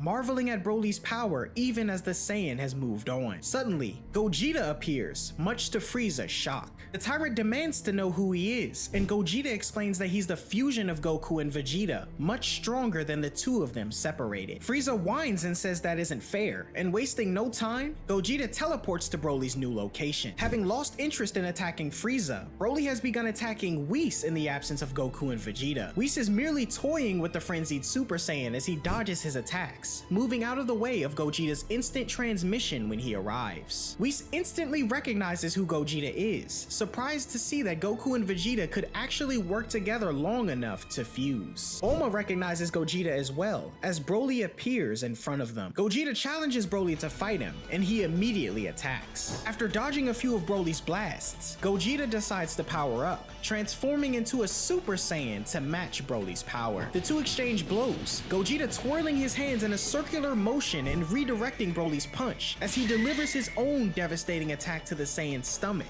followed by a kick to the face. Gogeta powers up and unleashes a scatter Kamehameha, landing below as the divided blasts hit Broly one after another. Gogeta continues the assault, though Broly manages to break away, charging in and vanishing in and out of thin air with his adversary until he struck ferociously once more. Gogeta follows up the attack with another Kamehameha, and Broly counters with his own attack, the magnitude of the powerful attacks causing the fabric of reality to crack and shatter like glass. The two combatants fight in a surreal landscape of shifting colors, Gogeta landing more blows to Broly before he unknowingly transforms into his legendary Super Saiyan form. Broly lands a few hits on Gogeta, who quickly turns Super Saiyan Blue to regain the upper hand, pummeling Broly back. They crash through several dimensions, eventually clashing so hard that they return to the real world. Broly lands, appearing berserk with green hair and shredded battle armor, as Gogeta glares at him intently in blue, ready to continue their battle. On Frieza's ship, Cheelai and Lemo run towards an exit. Lemo asserts that Broly will be killed if this continues, and Cheelai notes that his father molded him into a battle monster. She exclaims that she won't allow this to be the end for Broly, and the two continue on with Lemo carrying the 7 Dragon Balls. Outside, Broly attempts to kick Gogeta, but the fighter evades as he's met with a blast that he easily swats aside. Through the resulting smoke, Broly emerges as Gogeta stylishly leaps into the air, landing a powerful kick that leaves Broly visibly damaged. Falling to a knee, Broly watches as Gogeta rushes in, though the Saiyan tries to destroy everything around him with his gigantic roar. Gogeta leaps over the attack and uses a dual-wielded blast to strike Broly repeatedly, followed with a barrage of energy attacks. This assault pushes Broly back until Gogeta decides to end it with a powerful Stardust Breaker, detonating on impact.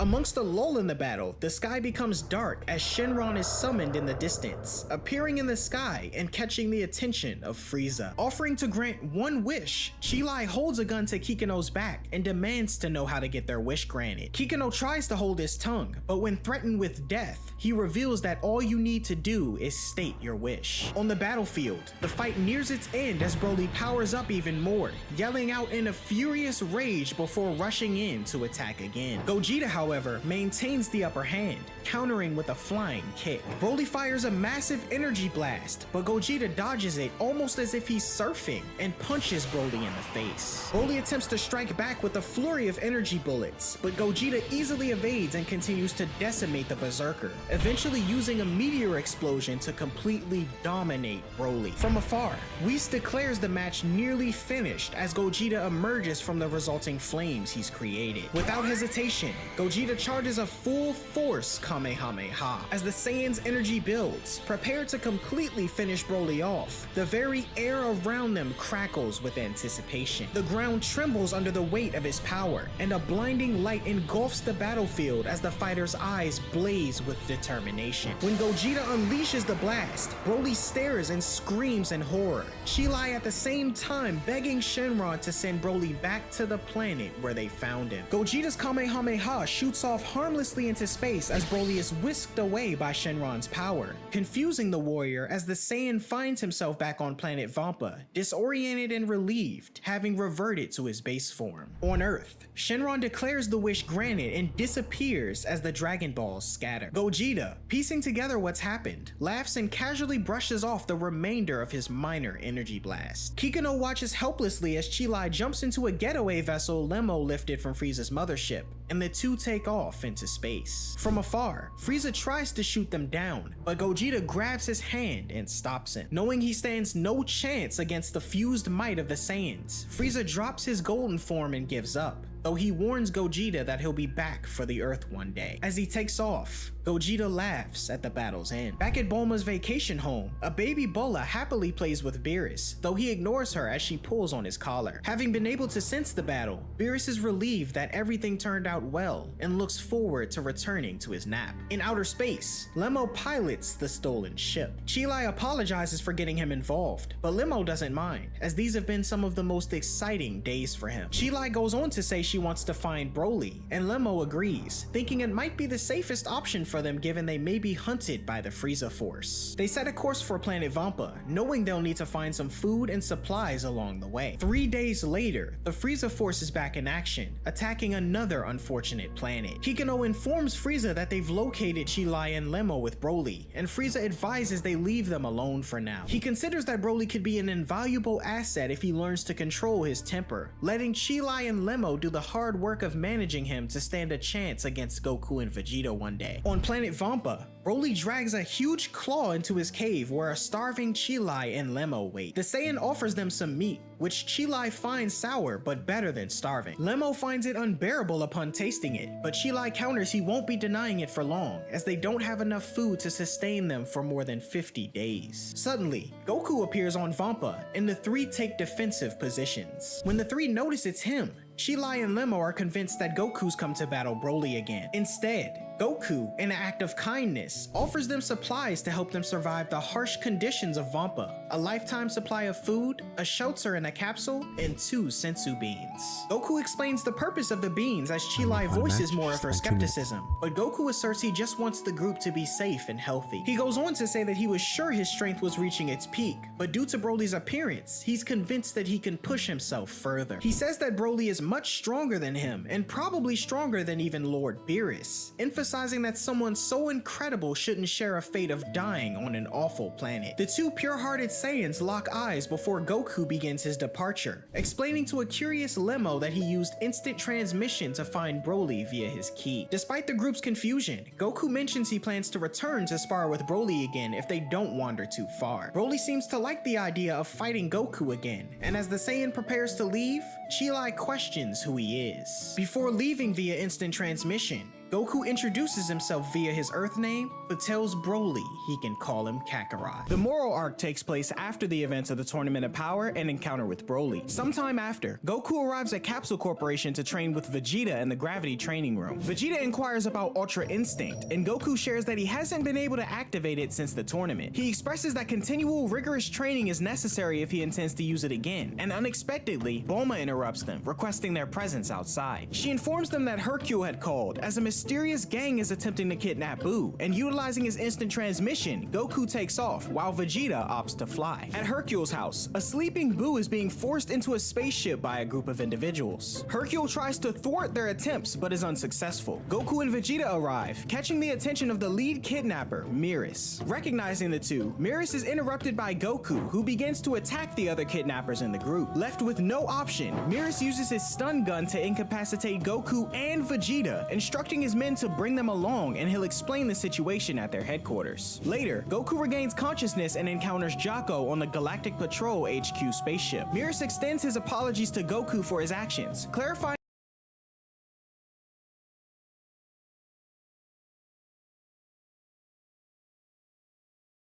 Trunks, I've set a super time machine, as well as a crate of supplies.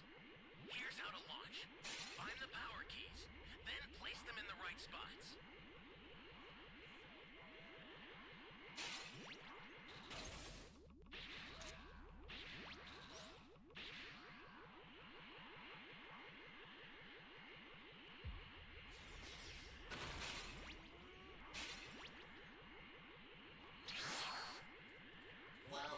I need help!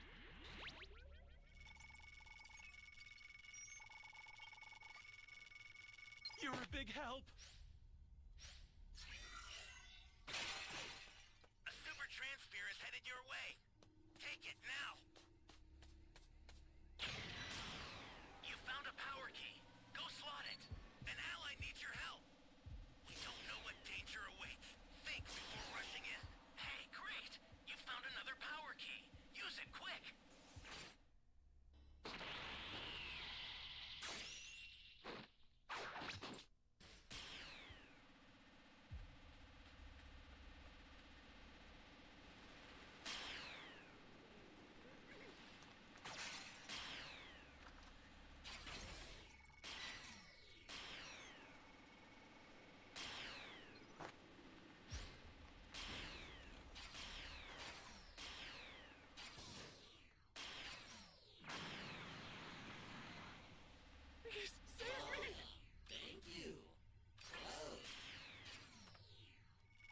Get those cubes real quick.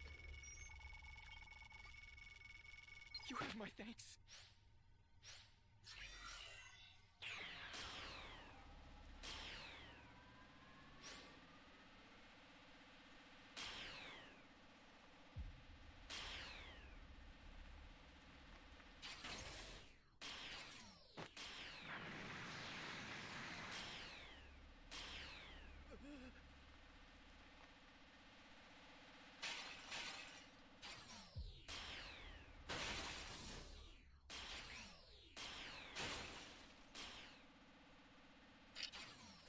Flying Nimbus! See my time.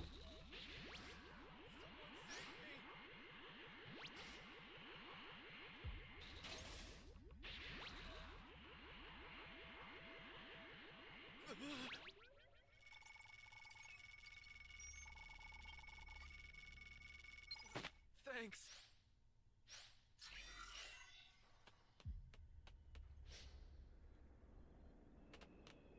That's a new power key. Place it now. Where am I? Someone save me!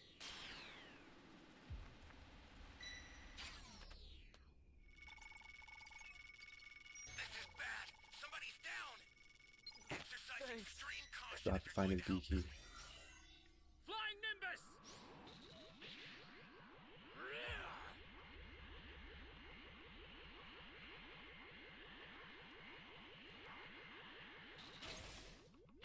Welcome.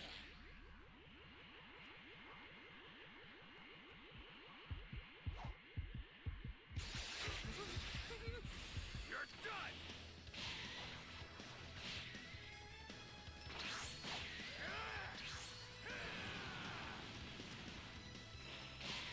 Ow.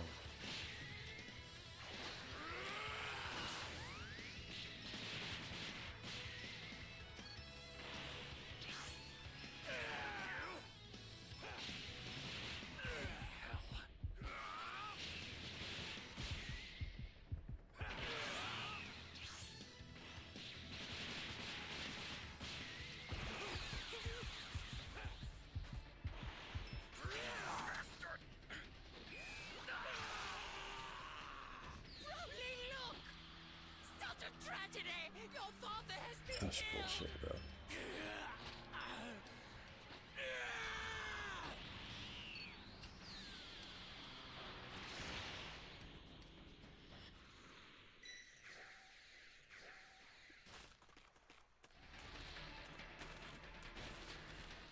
Great. You know what to do with that key.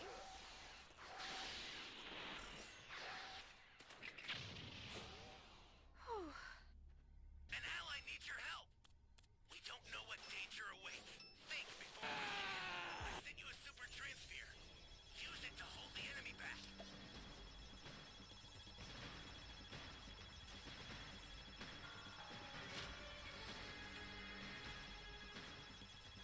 I owe you one. Hey, great. You found another power key. Use it quick.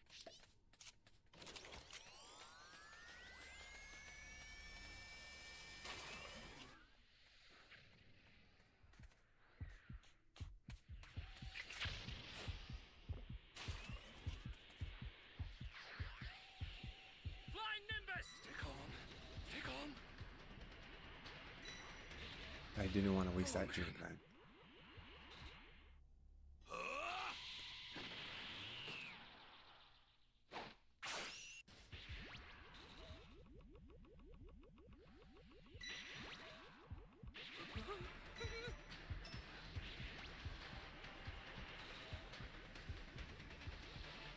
Oh man.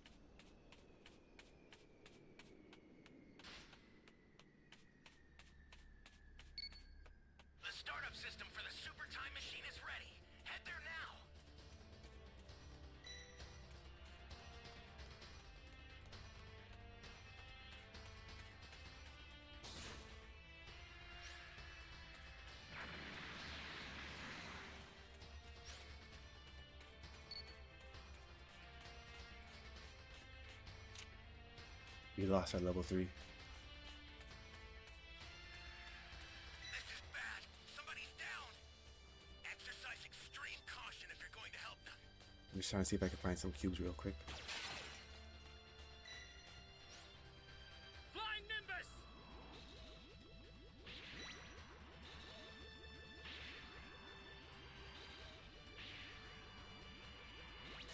Ally down. If you intend to rescue Julian's them, getting killed. watch out for enemies.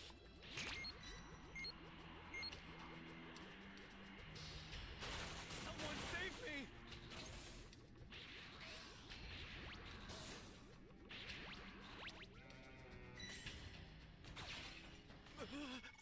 Bro, I don't understand why this guy gets health back. Oh, It makes no fucking sense, man.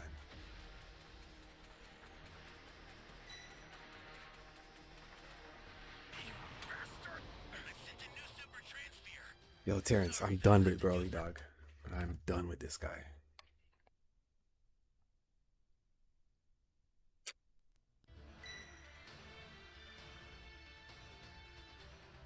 This is bad. Somebody's down.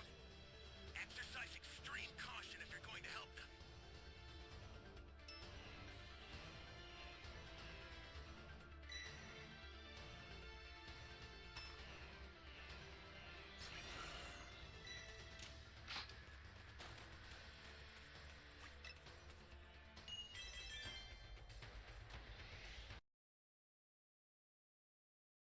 It was the only choice as Goku wouldn't listen to reason. Vegeta, questioning the need for Buu, learns from Mirrors that they need to recapture a dangerous criminal who'd escaped the Galactic Patrol prison. To accomplish this, they require the aid of a specific entity living within Buu, the Grand Supreme Kai. 10 million years in the past, the Grand Supreme Kai and South Supreme Kai confront Moro, a formidable foe who hurls comets at them from the cosmos. Harnessing his unique abilities, Moro drains life energy from a neighboring planet, annihilating its ecosystems and inhabitants, and manifests a potent energy orb which he consumes. Gaining immense power, he releases an energy onslaught on the Supreme Kais, who openly admit their inability to win. Observing from a distance, the Galactic Police witness the devastating battle and recognize Moro as the destroyer of 320 planets, admitting their inability to apprehend him and choose to entrust the task to the Supreme Kais while maintaining a safe distance. In a desperate move, the Grand Supreme Kai expels all his god power to seal Moro's magical abilities, utilizing a perilous technique known only to him, the Kai Kai Maltaru. This renders Moro vulnerable, allowing the Galactic Patrol to incarcerate him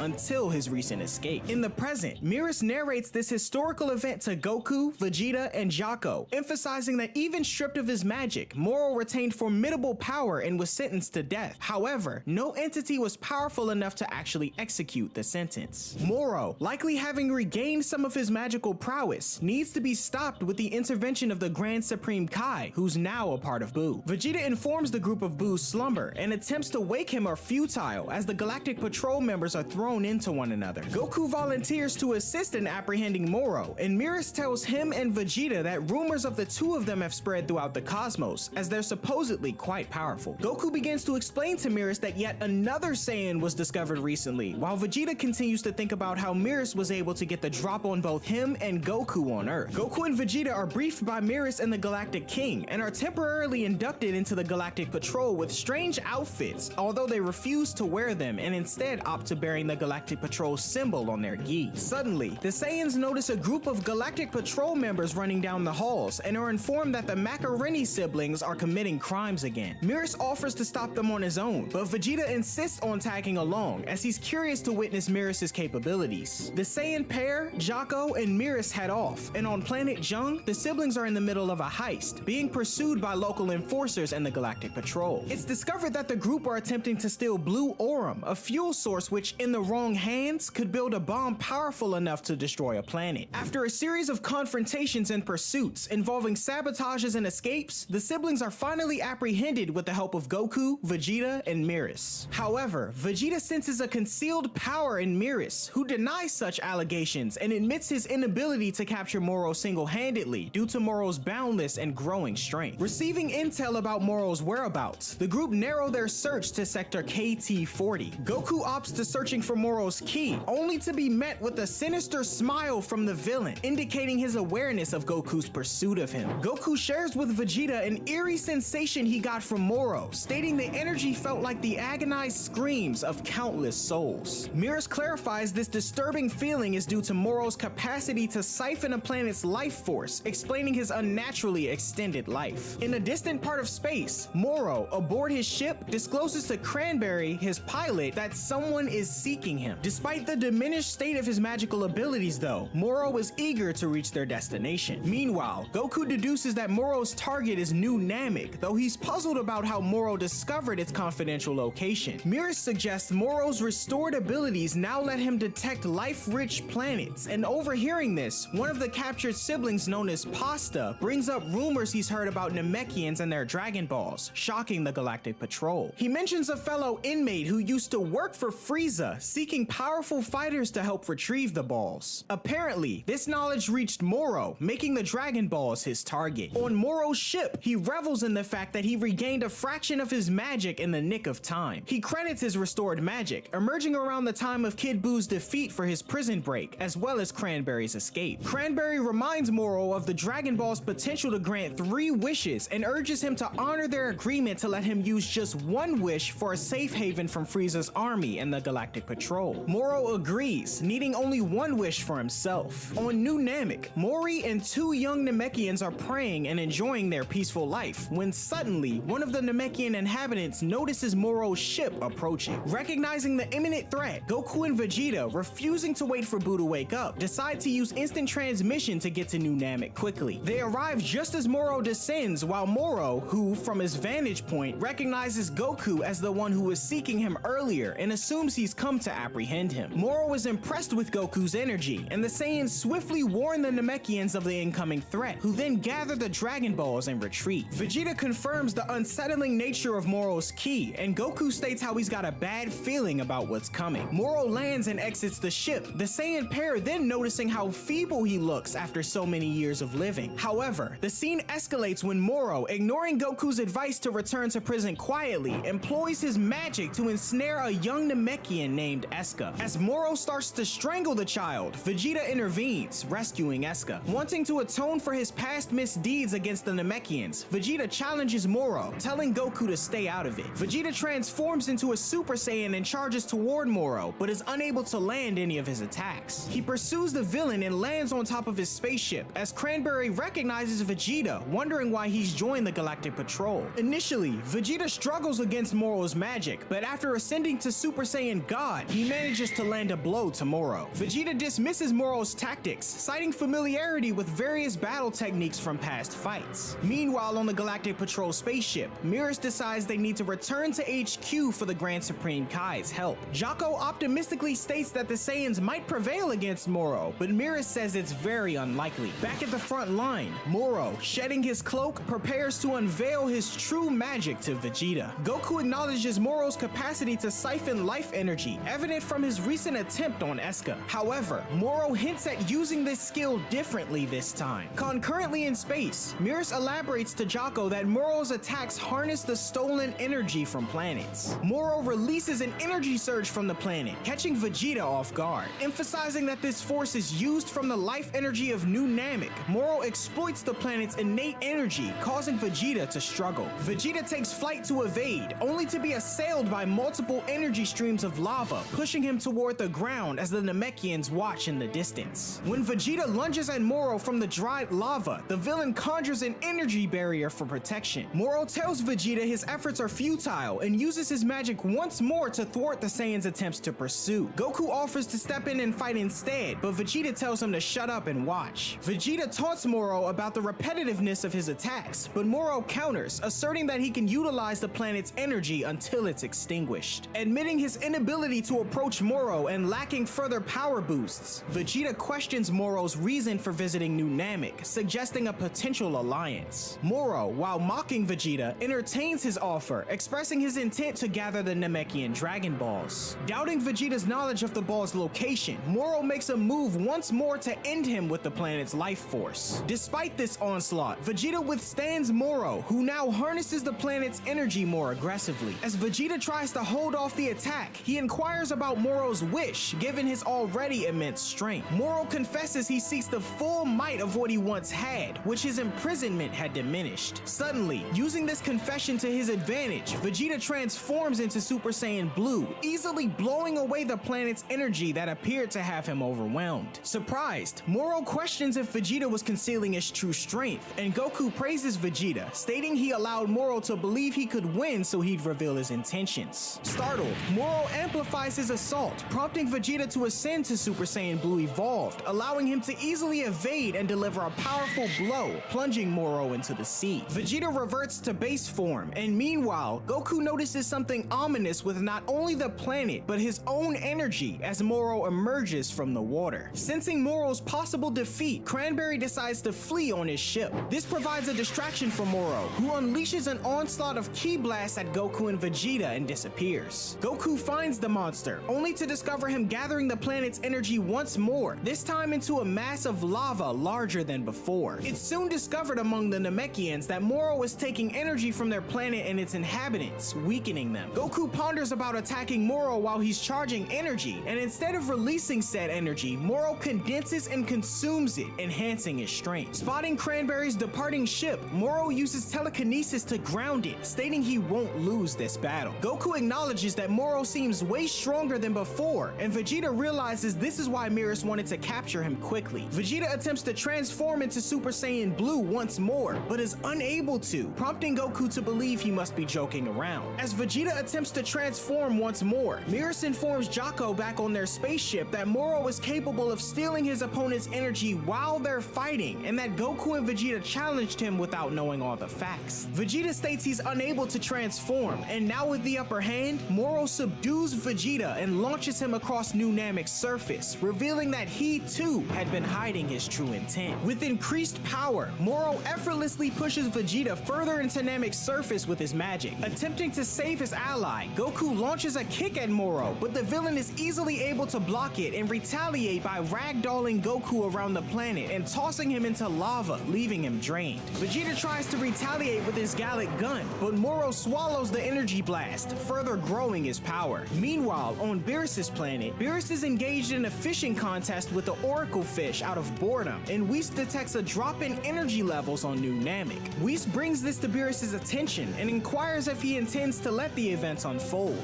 Beerus nonchalantly consents, inciting the planet's lack of interesting food. Back on New Namek, Goku attempts to use instant transmission to return to the Galactic Patrol with Vegeta, but it fails due to his depleted energy. Suddenly, Moro strikes them with a massive energy blast, creating a crater, and remarks that such formidable foes were rare in this era, except for the Grand Supreme Kai, who had stolen his abilities. Moro swiftly lands and crushes Goku's stomach, then seizes him by the neck along with Vegeta thanks to his magic. With a final remark on how the Saiyans will allow him to grow even more powerful, Moro saps the remaining energy from Goku and Vegeta, leaving their seemingly lifeless bodies to the dust as he consumes his new meal and grows even stronger than he imagined, much to his surprise. With the battle concluded, Cranberry returns and tries to convince Moro that he never tried to abandon him, although Moro catches him in his lie. Cranberry employs his scouter to pinpoint the villages on the planet, each holding a Dragon Ball. However, Moro has no need for it, as he can sense the Namekians himself. As Moro heads toward the nearest village, Cranberry inquires if Goku and Vegeta are dead. Moro dismisses them, stating that those who are energy drained will meet their demise naturally, and the two depart in their spaceship. Soon after, nearby Namekians rush to Goku and Vegeta, rescuing them as they're barely breathing. On Earth, an irate Bulma, realizing it's been a week since Goku and Vegeta's departure, deduces the Galactic Patrol's involvement after questioning Hercule. She decides to visit her sister, Tights, to use her communicator to contact Jocko. Meanwhile, at Galactic Patrol HQ, Mirrors returns to find Boo awake and goes to meet him. Jocko receives a message and eventually contacts Bulma, who requests a ship to be sent her way. She wants to go see Moro herself, but Jocko hastily ends the call without giving a definite answer. Later on Namek, Mori watches over Goku and Vegeta, who have slightly recovered thanks to Eska's healing abilities. They learn they were unconscious for 3 days, and while they were resting, Moro attacked 3 villages and acquire their Dragon Balls. Suddenly, they sense Moro's power surging as he assaults another village, tossing Namekians into the surrounding flames and eliminating them one by one until someone gives up the Dragon Ball. Goku regrets his inability to teleport and assist, but Mori mentions they have one last resort, Namekian assimilation. This is the technique Piccolo did with Kami, as dozens of strong Namekian warriors from each village combine to create a formidable warrior who rushes in to confront Moro.